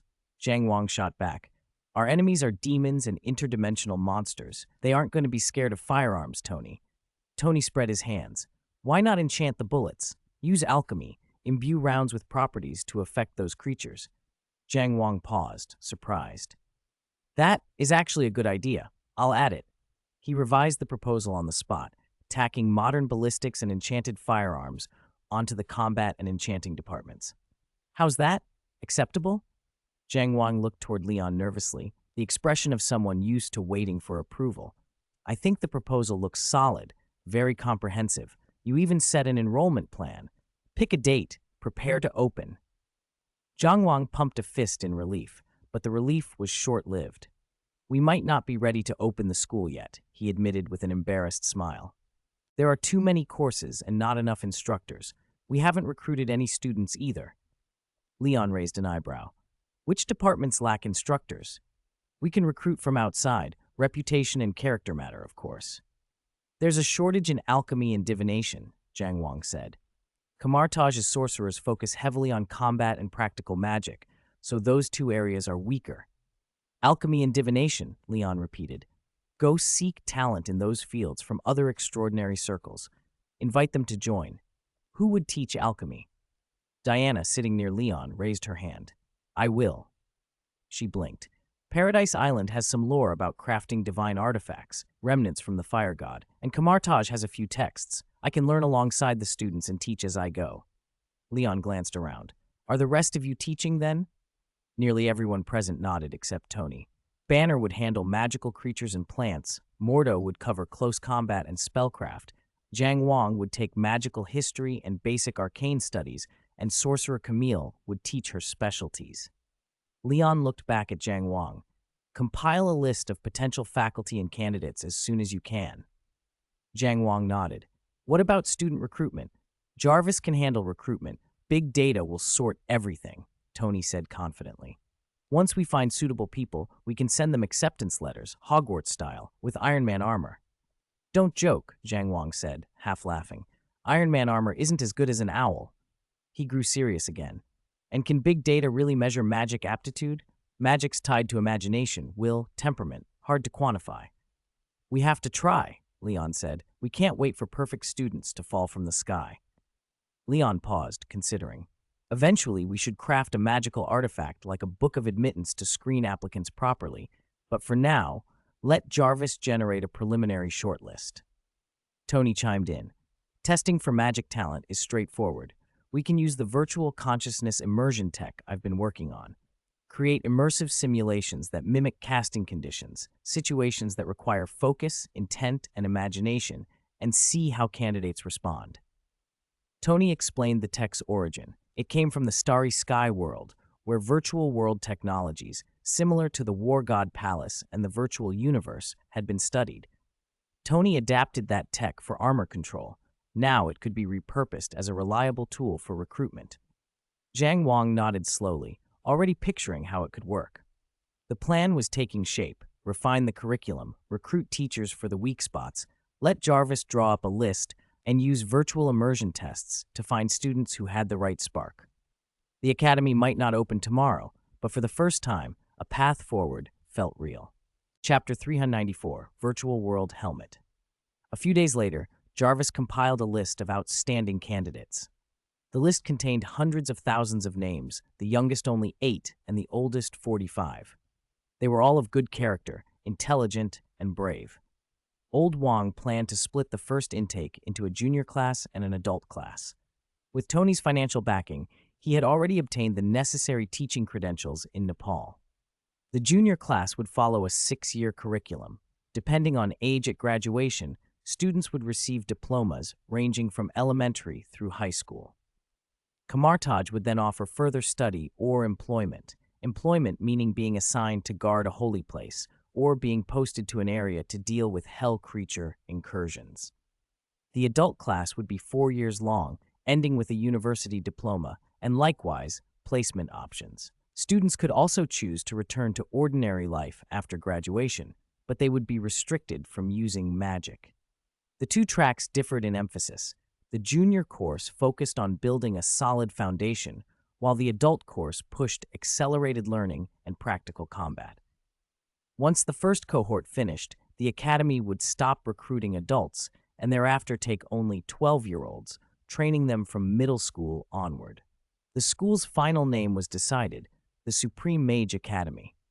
The teaching licenses Old Wang had obtained were registered as Kamartaj Middle School and Kamartaj University, names that sounded like a chain of religious schools. The Avengers, however, would endorse Kamartaj University, and its diplomas would be recognized internationally.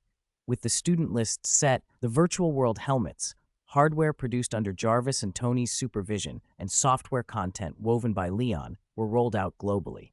It had been 8 months since Tony revealed himself as Iron Man. Stark Industries' clean energy systems had spread for many reasons. Cities with populations over 1 million had broadly installed Stark clean energy grids. Global energy prices plunged. New energy devices proliferated like mushrooms after rain. It was a worldwide technological revolution. Such revolutions bring better lives and often conflicts over vested interests. But everyone remembered there was a Superman who could survive a nuclear blast, so most disputes were kept as low impact as possible. Stark's influence radiated through that clean energy transition, and when the virtual helmet went up for pre-sale, it became a sensation. Stores saw long queues before formal release. Major media outlets followed every development. Some dismissed it as hype. Smart devices had only been mainstream for a few years, and a true virtual world seemed like a castle in the air. Others hailed Tony as a modern Watt who could pull off miracles. Online, debates raged. Some diehard Superman fans claimed Kryptonian tech had been shared with Tony, enabling the helmets. Replies mocked them. Go dream with your Kryptonian dad. Casual fans were confused. Our Superman is an Earthling, right? Not the comic Kryptonian. Wasn't that in Iron Man and Superman Origins? Then there were cultists. Superman is omnipotent. Tony got his permission. Second floor, tell me your address, I'll send you something. At the peak of the frenzy, Stark Industries announced it would randomly give away 200,000 virtual helmets worldwide to give back to consumers. The loudest skeptics went quiet long enough to scramble comments on the official account to enter the lottery. Officially, the giveaway was random, but only tens of thousands would actually be drawn. Most of the distributed helmets would go to prospective students on Jarvis's list, who were scattered across the globe: East Asia, the Middle East, Afghanistan, truly a wide distribution. In Afghanistan, the Mazari family's wooden door was swung open one afternoon. Mom, I won at the offline store. Shafika Mazari, a girl with a ponytail, held a slip of paper and hopped up and down. Her mother, sewing on the carpet, startled and smacked her daughter's bottom in a mix of annoyance and curiosity. "What did you win, Shafika?" "Iron Man's newest virtual helmet. I won." Shafika thrust the paper toward her mother. The mother squinted at the unfamiliar print and was plainly shocked. "You're not lying, are you? That helmet sells for over $1,000. "Not lying. The salesperson said if I play the game well, I might even meet Superman." Shafika spun in place, robe flaring, the paper held aloft. "I can see Superman. When he chased away the bad guys last time, he never came back. I can finally thank him." The Mazaris had been saved by Superman during his first appearance and had always hoped to see him again. The mother, who had briefly considered selling the helmet to help the family, fell silent, then said, "Wait until your father comes home tonight. We'll talk about it." That evening, after the father returned from work with the eldest daughter, he heard the story, put down his chopsticks, and ruffled his youngest's hair. "All right, let's try it, Shafika. Whether you see Superman depends on you." A few days later, Stark employees delivered the equipment. Shafika put the helmet on with trembling excitement. Her older father peered at her and asked what the virtual world was like, but she didn't answer. Her mother and sister called to her several times with no response. Just as they began to worry, Shafika removed the helmet and scratched her head. "I could hear you. It's really a whole world inside, but there's a beginner tutorial you can't exit until you finish." Her father breathed easier. "What kind of game has you meeting Superman?" Shafika ran through the titles as if still wrapped in the experience. There's Kamartaj Mage in the Three-Body Problem, Mage soloing Black Myth, Darkseid destroys Earth, I turn the tide with magic, Dormammu comes, it doesn't matter. "These are 4- and 5-star difficulties," she added. "There are easier ones too. Los Santos, Men in Black, Spider-Man. If you clear a 4-star level, you might see Superman. Do really well in the 5-star Three-Body Problem, and you can definitely see him." That scene, jubilation, disbelief, bargaining, played out in some form in 200,000 households around the world. Some families sold their helmets for profit. Some treated them as ordinary game consoles, not expecting to see Superman. Others began buying helmets on the secondary market at steep prices.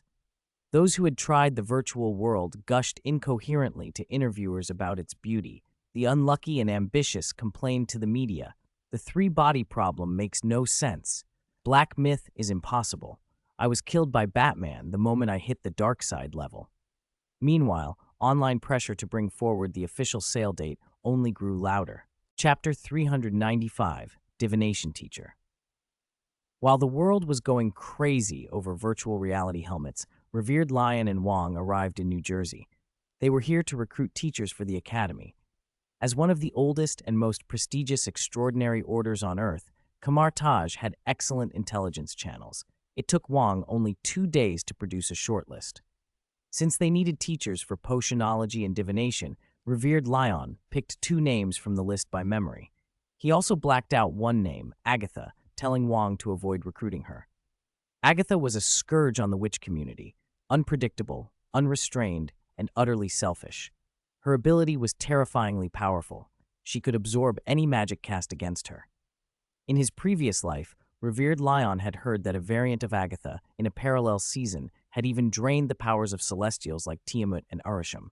If someone like that joined Kamartaj, he imagined a future where the sorcerers were all sapped into mummified husks. "Is this the place?" Wong asked. They stood in front of a dilapidated shop on a rundown street. The road was deserted, and the parked cars were thick with dust, an area people simply ignored. The businesses that survived here were either shady or foolhardy. Wong checked his notebook, then glanced at the shop window. The sign was missing a few letters, but it clearly once read, "Psychic." "This is the place," he said. They pushed open the door. The wind chime on its hinge tinkled crisply. Inside, the shop had a heavy medieval European feel. Strangeness hung on the warm yellow walls. Odd talismans framed sigils. Cabinets along the walls held white candles of varying heights, all lit. In the center of the room sat a divination table with a crystal ball. "Damn, I suddenly remember Trelawney's divination class," Wong muttered. "We've definitely found the right person. This place is even more mysterious than her office. Revered Lion scanned the room. Are you sure? It looks more like a gypsy witch's den, like an old shaman's herbs for diarrhea stall. Heh, I used to sell potions, but that service isn't available anymore, came a voice from within. A graceful older woman lifted the curtain to the inner room and emerged. Her silver hair was twisted into a bun at the back, with two curly white strands framing her face. Her deep features gave her an inscrutable air. Wang caught himself repeating Revered Lion's thought. She did look like a shaman. Say the lines, Wang, Revered Lion murmured. Wang flipped open his notebook and scanned. Then, trying to be polite, he called out, Excuse me, are you Lilia Calderu? The woman, who'd been leaning in the doorway and looked mildly impatient, straightened. She stared at them. One hand was tucked beneath a silk shawl, as if ready to act. Who are you? She asked. Cough, cough. Wang cleared his throat. Madame Calderu, I am Wang, librarian of Kamartaj, and this is our Sorcerer Supreme. Kamartaj? Lilia's eyes widened. She pulled her hand from beneath her shawl and held up both palms in a quick gesture of surrender. Wait, I know I've never had dealings with hell or other dimensions, sirs. I'm a good witch. Wang smiled and tried to reassure her. Of course you are. Your nearly 450 years recorded in our archives show no wrongdoing. Lilia cut him off. Look closely. The wolf symbolizes wildness and aggression.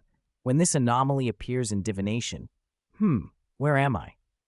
Her words shifted and flowed, as if she was listening to a voice only she could hear.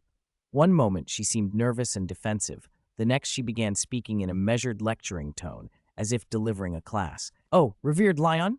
Revered Lion, good day, she said, suddenly bowing as if meeting an old colleague. Revered Lion stepped forward with a smile and outstretched his right hand.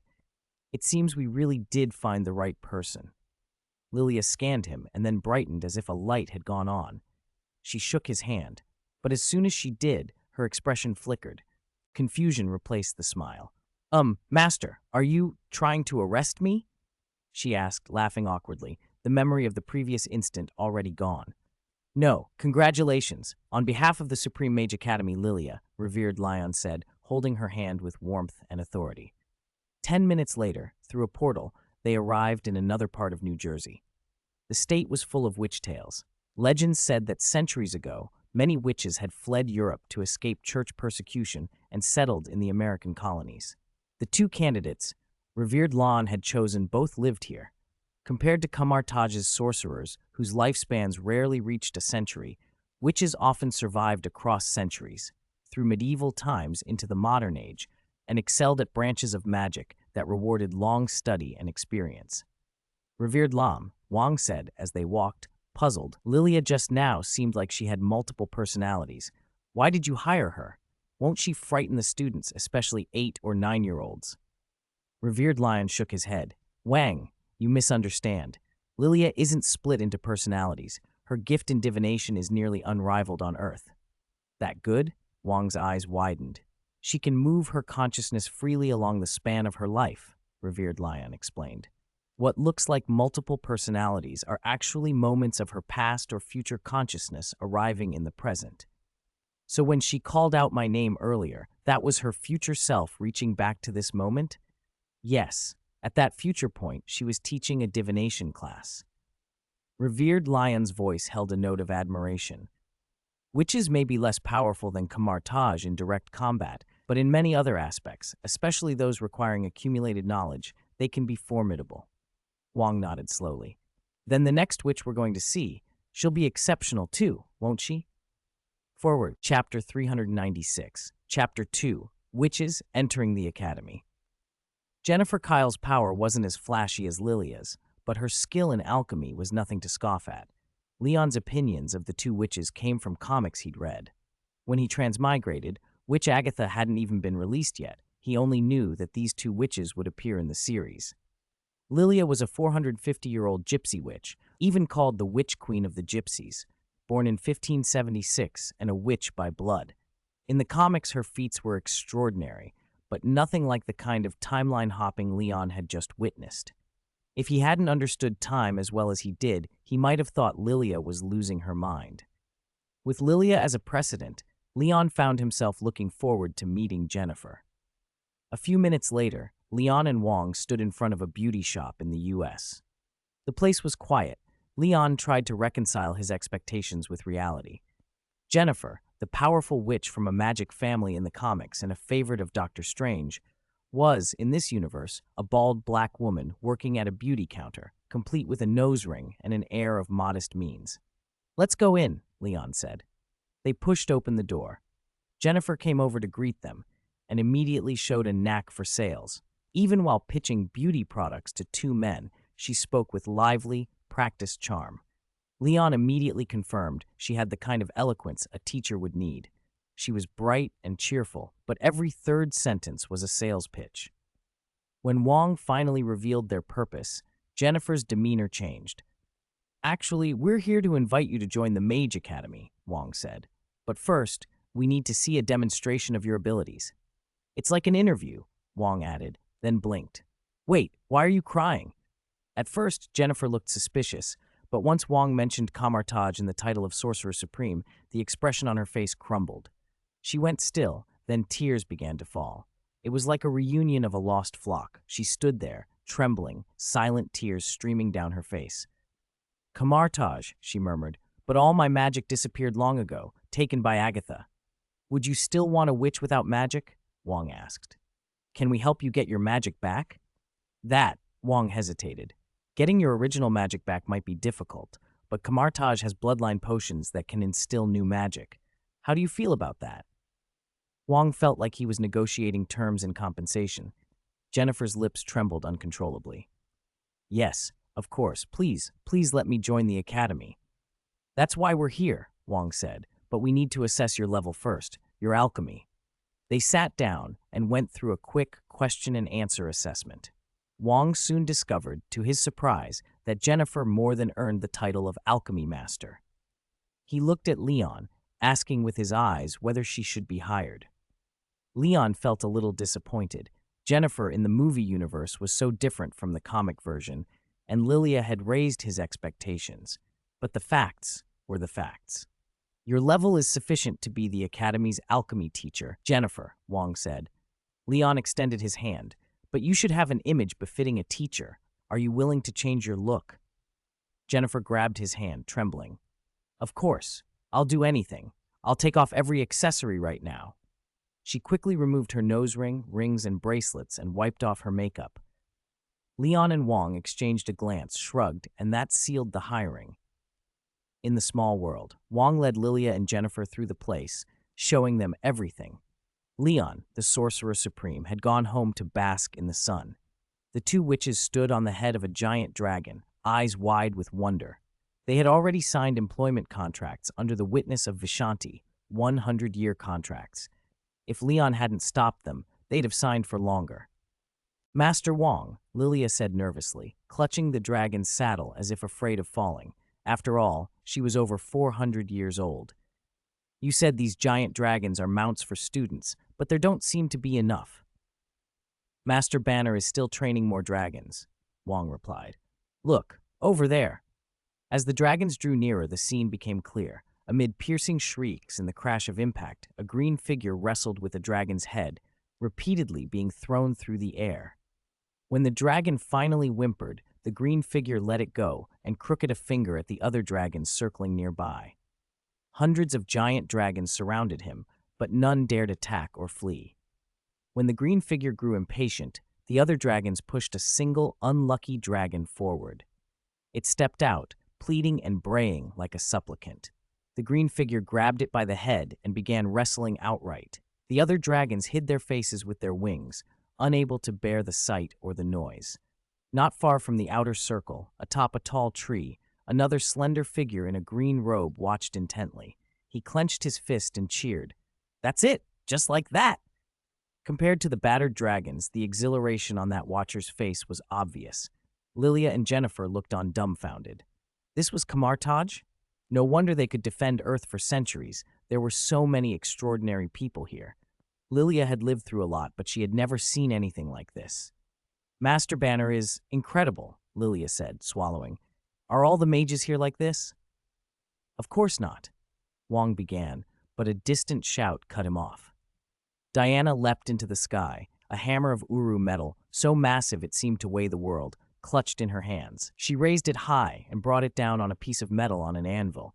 The impact threw up dust and rang with such force that it felt like the sound hit the chest like a drum beat. "Who is that?" Jennifer asked cautiously. "That's the Academy's alchemy teacher," Wong said with a smile. "She's forging, don't worry." Jennifer and Lilia tilted their heads back, incredulous. That was alchemy? She was probably forging a divine artifact, they realized. Lilia whispered to herself, so that's what they mean by a reputation well earned. The giant dragon continued its flight. Wong added, "From now on, Banner and Miss Prince will both be your colleagues. You'll get along fine." The two witches nodded in rapid chorus. We'll definitely get along." "All right," Wong said. "Ahead is the floating island where the Academy is. Prepare to land."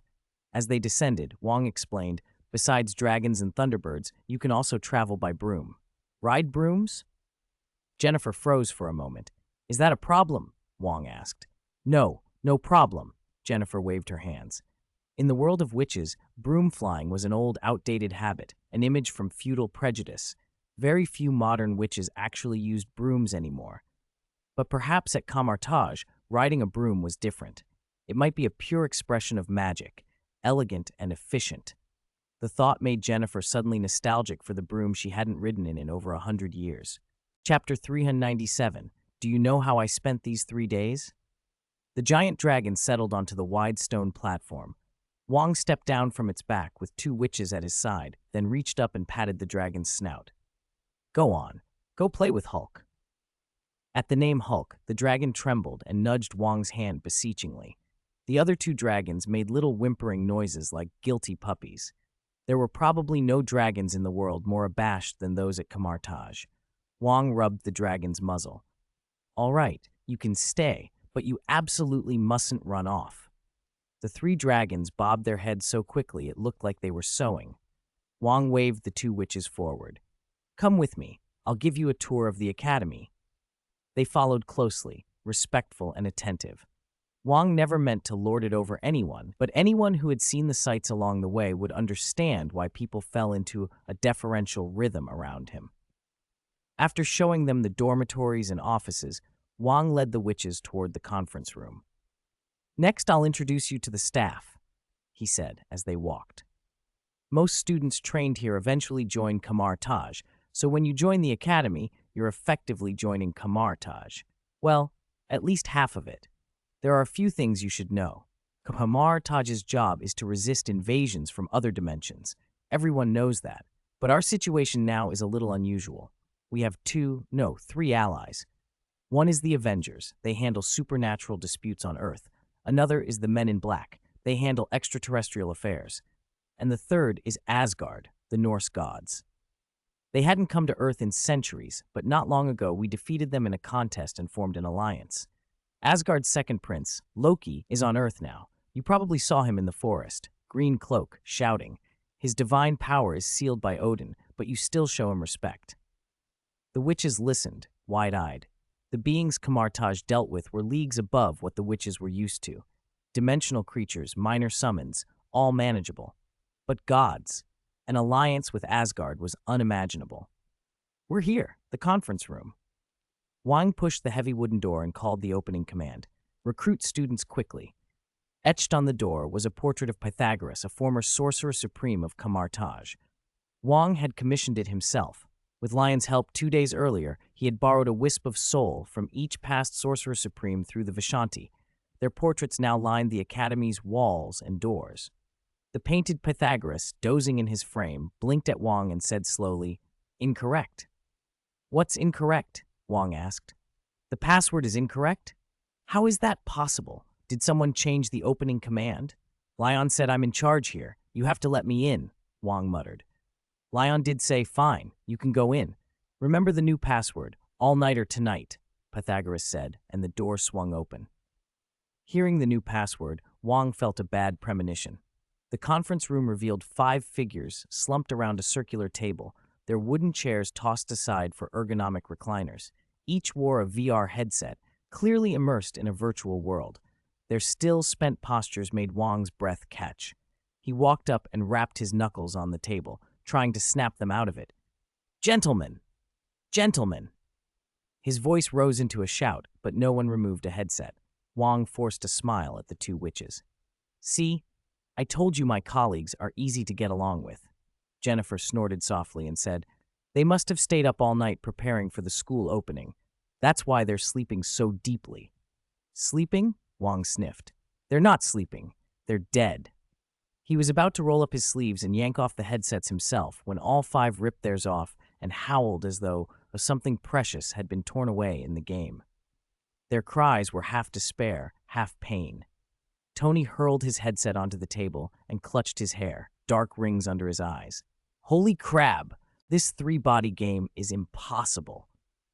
He was looking for someone to validate him and slammed his palm on the table, glancing at Mordo. The Trisolarans aren't the final boss? What was Lion thinking? He said it was adapted from the original novel. Was the book like this too? Mordo rubbed his brow. We tried to contain the Trisolarans with the Dark Forest Law, then infiltrated their fleet through portal arts, and the result was the solar system turned into a painting. Is the game bugged? Betty shook her head. No, a stronger enemy came along. They hit the solar system with a dimensionality reduction strike. A what? Grandmaster Hamir asked. Tony sighed. Of course you sorcerers don't know physics. A dimensionality reduction strike, a civilization far more advanced used a weapon to change the rules and reduce our three-dimensional solar system into 2 dimensions. Ever since he'd learned about the Dark Forest theory, Tony said, he'd suspected the game had a vast worldview, but he'd never expected a gap this wide. Wang, who had been standing there stupefied, burst out. Stop! Stop! Did you all spend the last 3 days here playing online games? He jabbed a finger at the five. Do you know how I spent these 3 days? I was in charge of recruiting teachers. I've been pulling nights making background checks and compiling lists. I haven't slept properly in 2 or 3 days, and you 7 were supposed to handle recruitment and instead turned the conference room into an arcade, and you changed the password to all-nighter tonight? Wang looked like he'd lost faith in the academy. These people were a makeshift crew at best. Tony shrugged, trying to look reasonable. Calm down, Wang. We were preparing for recruitment. Preparing? Wang echoed. Yes, Tony continued, spreading his hands. We're using games as part of the recruitment process. To evaluate recruits, we need to experience the games ourselves, test difficulty, reliability, fairness. The first game we tried was 3-body. For 3 whole days, we only scratched the surface, Mordo added. Considering how brutal it is, I suspect Lion doesn't actually intend to recruit regular people. Or maybe he plans to recruit Odin, the Ancient One, or some other cosmic-level guys, Tony concluded. Wang stared at them. For a moment, no one spoke. The dragons outside shuffled their feet, the portrait of Pythagoras watched, and the witches exchanged glances. The Academy's future, it seemed, had been debated in the strangest of forums. Chapter 398, Admission Invitation. Is it really that exaggerated? Wang asked skeptically. If you don't believe it, come try it with me. Tony turned, pulled 3 helmets from a box, and tossed them to Wang and the 2 witches. The old woman and the fashionable lady over there are the newly recruited teachers. You 2 come with us. The 2 witches had just arrived and already been given nicknames. Still, they and Wang held the helmets, full of doubt, and pulled over some wooden chairs to sit. Before anyone put on a helmet, Tony started making arrangements. All right, we've got 8 players. In the online mode of the 3-body problem, we can replace any characters in the story. So this time, Wang, you'll play Luoji. Old woman, you'll be Ye Wenji. Oh, and you can speak Chinese, right? Tony and the others' obsession was only a microcosm of the rest of the world. Once Stark Industries officially released the virtual world helmets, the globe went wild. Players discovered the advertised virtual reality actually simulated reality, at least from a human sensory perspective. After donning the helmets and finishing the tutorial, users arrived in private rooms that tricked the senses into thinking they were back in the real world. There were tactile, visual, olfactory, auditory, and even gustatory sensations indistinguishable from the real thing. In the adult versions, even intimate sensations were simulated. Leaving the private room teleported players into a sprawling cyberpunk city full of intelligent vendors offering drinks, food, and all manner of services. The food tasted exactly as it would in reality, with barely any flaws, except that everything required game coins. Those coins were earned either by clearing games bundled with the helmet or by working for the city's AI, Jarvis. Within an hour of the helmets going on sale, the internet was full of demands for top-up channels. Lion, however, originally intended the helmets for recruitment and had no plans to open general top-up channels or manage them commercially. Tony, who didn't care about money, did something simpler. He had Jarvis set his account to unlimited coins on the back end and then dove headfirst into the three-body problem. As more players flooded in to earn coins, the three-body problem, previously described as inscrutable, began to show its appeal. Lion had edited the scenes of dimensional collapse and spatial reduction based on his understanding of spatial rules. They were so close to what the real thing might look like that anyone who reached the right sections was stunned. Besides earning coins, some players entered simply to try to see Superman. Lion had promised that the first 200,000 people who received the helmets as gifts could meet Superman if they cleared a 4-star game. The bosses of 4-star games were father-level powerhouses like Dormammu and Darkseid. If someone really cleared a 4-star battle using the game's magic system, Lion would meet them in person. The magic system itself had limits. Its highest supported level equated to an ordinary Kamartaj mage. Players still had to cultivate and learn the magic themselves. Apart from lacking inherent magic power or a way to attune to dimensional energy, the training was almost identical to real-life mage cultivation. Lion's recruitment standard was strict. Recruit those who could learn the mystic art of portals, Vishanti protection spells, and similar skills within a week from Jarvis's initial list. But Tony and his friends were getting addicted to the game and couldn't focus on recruitment, so the task fell mostly to Jarvis. Afghanistan, Mazari household. After dinner, Shafika Mazari threw herself on the bed and put on her virtual world helmet. For 3 days, apart from helping her mother with housework, she had spent almost all her time inside the virtual world. Her goal was simple: see Superman. To do that, she needed to clear a game, preferably a 4-star one. She tried several. The three-body problem was too bewildering. Dormammu and Darkseid were just too difficult. Finally, she chose Black Myth. In Black Myth, she was a little girl by the roadside who had to learn magic while helping a monkey named Tianming Ren find all 6 staffs. So far, the monkey had been killed more than 30 times by a white-haired wolf named Ling Shuzi, and she had restarted the game over 30 times. But today she felt she could finally master the mystic art of portals, and if she could get the monkey past Ling Shuzi. She started the level and escorted Tianming Ren through the early sections until they reached Ling Shuzi's courtyard. "Wait for me, monkey big brother," she called. The sim monkey stood by, clutching its staff. Shafika took a deep breath, calmed herself, and began to trace circles in the air with her hands, following the system prompts.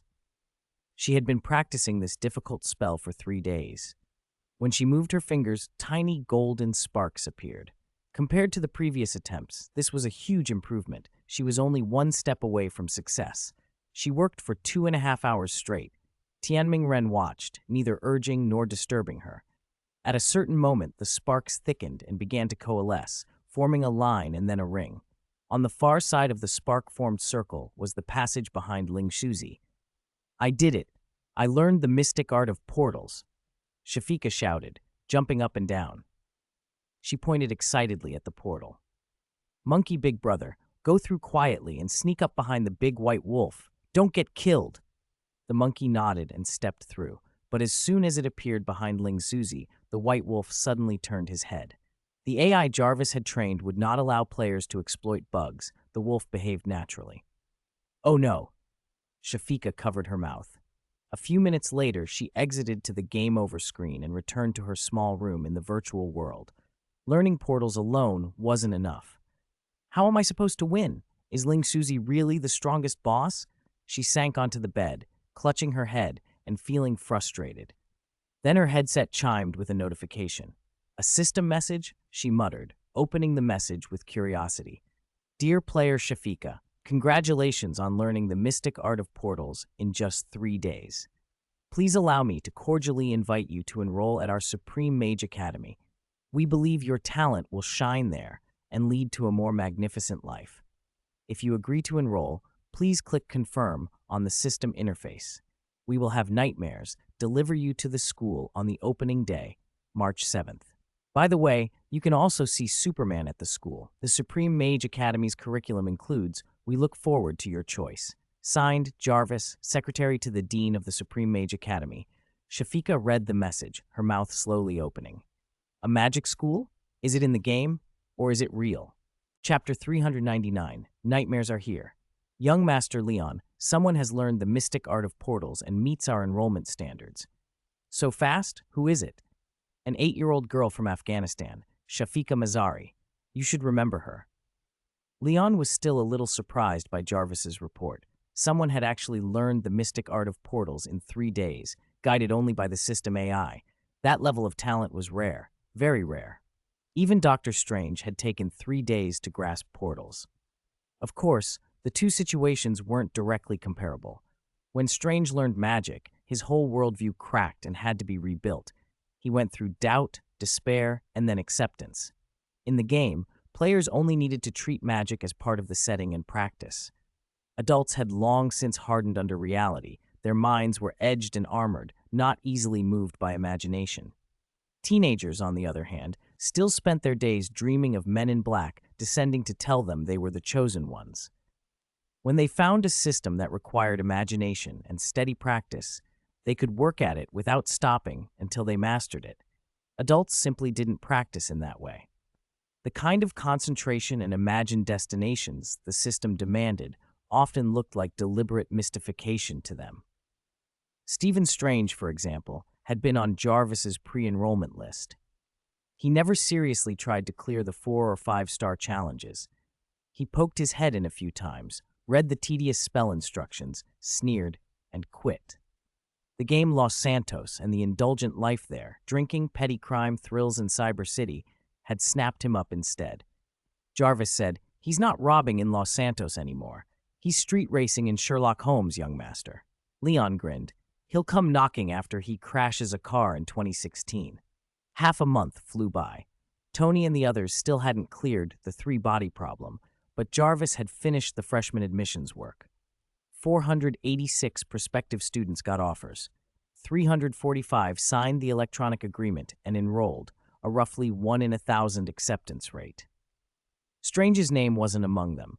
The purported prodigy was hopelessly addicted to street racing and petty crime. March 7th had arrived, the Supreme Mage Academy's opening day. That morning, the Mazari household woke early. Shafika's father and sister stayed home from work. Her mother dressed her in a new robe saved for festivals. In their small adobe house, the family waited with a strange mix of excitement and fear for the nightmare mentioned in the admission letter. When Shafika confirmed her enrollment 2 weeks earlier, a red-sealed envelope had mysteriously appeared in their home, a physical admission letter from the Supreme Mage Academy. According to her parents, it had simply fallen into their possession without any warning, like a blessing dropped from the sky. The family took that as a sign and placed complete faith in the academy. The letter even claimed the academy's principal was the hero they had been hoping for. Why hesitate? Anything was better than letting Shafika grow up in that dim adobe hut. A magic academy sounded noble and marvelous. Great halls, splendid feasts, the sort of place a child could dream of. The Mazaris kept their door wide open, ready to welcome the nightmare the letter promised. As the morning sun shifted and turned into afternoon, Mr. Mazari paced the small room. "Didn't the notice say when Mr. Nightmare would pick her up?" he asked, stopping to smooth his old leather shoes. "No, it only said today," Shafika replied. "You saw it too, Dad." He patted his head.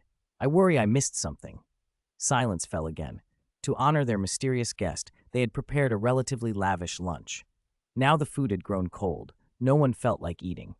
Shafika sat on a low stool, elbows on her knees, chin in her hands, staring at the doorway and hoping a hat-wearing head would appear. Time dragged. Then, from outside, the sound of hooves, slow and deliberate, reached them. Clear, measured clip-clops approaching. Every household nearby kept only donkeys or cows. Those hoofbeats were unlike any ordinary animal. The family stood up together, eyes fixed on the doorway. The sound drew nearer, noble and strange, each step as if the creature were treading on clouds. The noise stopped at the threshold. A pitch-black head pushed into the doorway. It looked like a horse's skull and a dragon's cranium at once, skeletal, skinless, the eye sockets filled with clouded gray-white pupils. The family jumped back. Without warning, they might have thought death himself had come to call. "Mr. Nightmare? Is that Mr. Nightmare?" Mr. Mazzari called, putting a cautious hand on his daughter.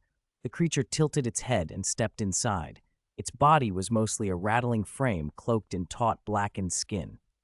Between its shoulder blades sprouted bat-like wings. It filled most of the small room.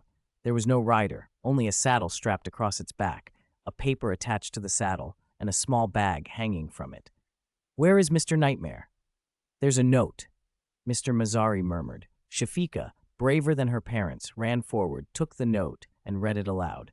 "Dear Miss Mazzari, please mount the Nightmare. Hold its neck tightly, and it will safely deliver you to the first stop on your journey to the Academy. Kamartaj." Shafika's brown curls bobbed as she looked back over her shoulder and pointed at the skeletal beast. "Dad, that's Mr. Nightmare!" After a brief, awkward pause, Shafika continued reading the note. The small satchel strapped to the Nightmare's saddle contained the Academy's latest communication device, a thumb-sized square crystal from Stark Industries, and a set of pre-issued mage robes. The note explained the tuition, tens of thousands of US dollars per year. But it also reassured them not to worry. Tuition could be paid at the end of the year. Any student who took part-time work at the Academy, helping Jennifer brew potions, for example, could save at least $20,000 a year on top of paying tuition. An Academy Excellence Scholarship paid a one-time $100,000. The Dean's Scholarship started at $1 million. The tuition terms, the note suggested, were really a disguised disciplinary mechanism. Students who didn't apply themselves or skip practical training would be fined tens of thousands of dollars. The family's emotions swung wildly. The idea of tens of thousands in tuition was almost overwhelming, but the generous benefits that followed undermined their panic. Mr. Mazzari still seemed dazed as he helped Shafika, already changed into her robe, climb onto the Nightmare's back. They trusted the note. Even the transparent crystal alone would sell for tens of thousands on the open market. Shafika tried to comfort him. "Father, I'll study hard. When I come home for the holidays, I'll get us a big house." Mr. Mamazari looked at his daughter with mixed feelings. Their pillar had shifted overnight. They stood at the gate to say goodbye. The Nightmares exhaled warm air from its nostrils and waited patiently. Mr. and Mrs. Mazzari kissed her forehead and told her to call often. Her elder sister clasped Shafika's arm and asked, half envious, to hear all about the Academy when she came back. Shafika waved, voice tight. The Nightmares beat its great wings and rose into the sky. The ground fell away. The adobe house grew smaller. The world felt larger. Her parents and sister became black dots, then blurred into the distance. In her mind, the image of the Supreme Mage Academy grew clearer. After they had flown a little while, the thumb-sized communication crystal in Shafika's hand beeped, projecting a call screen. She answered. A warm, middle-aged male voice spoke. "Hello, Miss Mazzari. I am Jarvis, the principal's secretary. Please confirm one more time that you wish to enroll at the Supreme Mage Academy and that you accept all terms of the admission notice." She had already gone over the agreement with her father. There was one decisive clause: post-graduation arrangements. Graduates who refused the Academy's work assignments would have their access to magic restricted. If a graduate used magic to cause harm or destruction in the mundane world, the Academy reserved unlimited authority to hold them accountable. The note gave an extreme example. If someone summoned Dormammu to Earth, the Academy would send that student straight to the Dark Dimension. "I confirm," Shafika said firmly. As her voice faded, she imagined a parchment dissolving into motes of light and three indescribable entities turning their gaze on her. Only later, when she learned more about magic, would she realize that she had signed under the witness of the Vishanti. "Very well. Congratulations on officially joining the Supreme Mage Academy. I wish you a pleasant time here, Miss Mazzari." The voice cut off with a blessing. Shafika hugged the Nightmare's neck and wondered where Kamartaj might be. Golden sparks suddenly blinked in front of them, spreading into a circular mystic art of portals. Through it, she could see a cluster of East Asian temple buildings, ancient tiles, and carved eaves that told of a long history. The nightmares accelerated, lowered its head, and charged through the portal. "This is the mystic art of portals?" Shafika cried. "It works in the real world?" No wonder the magic she'd seen in games came from the academy. No wonder they'd invited her in as soon as she discovered the portals. She found herself thinking of the characters in Black Myth. If her magic grew strong, could she help Tianming Ren recover his 6 roots? Right now, she and Tianming Ren were stuck at the first root, blocked by a huge black bear. They'd been fighting a week without victory, and she'd just learned a new spell, Cetarak's Crimson Bands. The nightmares carried her over rows of tiled roofs, then set down on a wide training ground. Hundreds of nightmares gathered on one side, motionless and stately like messengers of death. New students in academy robes lined up on the other side. The youngest looked under 10, the oldest had crow's feet like a grandmother. Shafika slid down, and the nightmares padded back to join its cohort. She felt oddly unanchored. Every face around her was a stranger. At 8 years old, she looked small among so many unfamiliar eyes.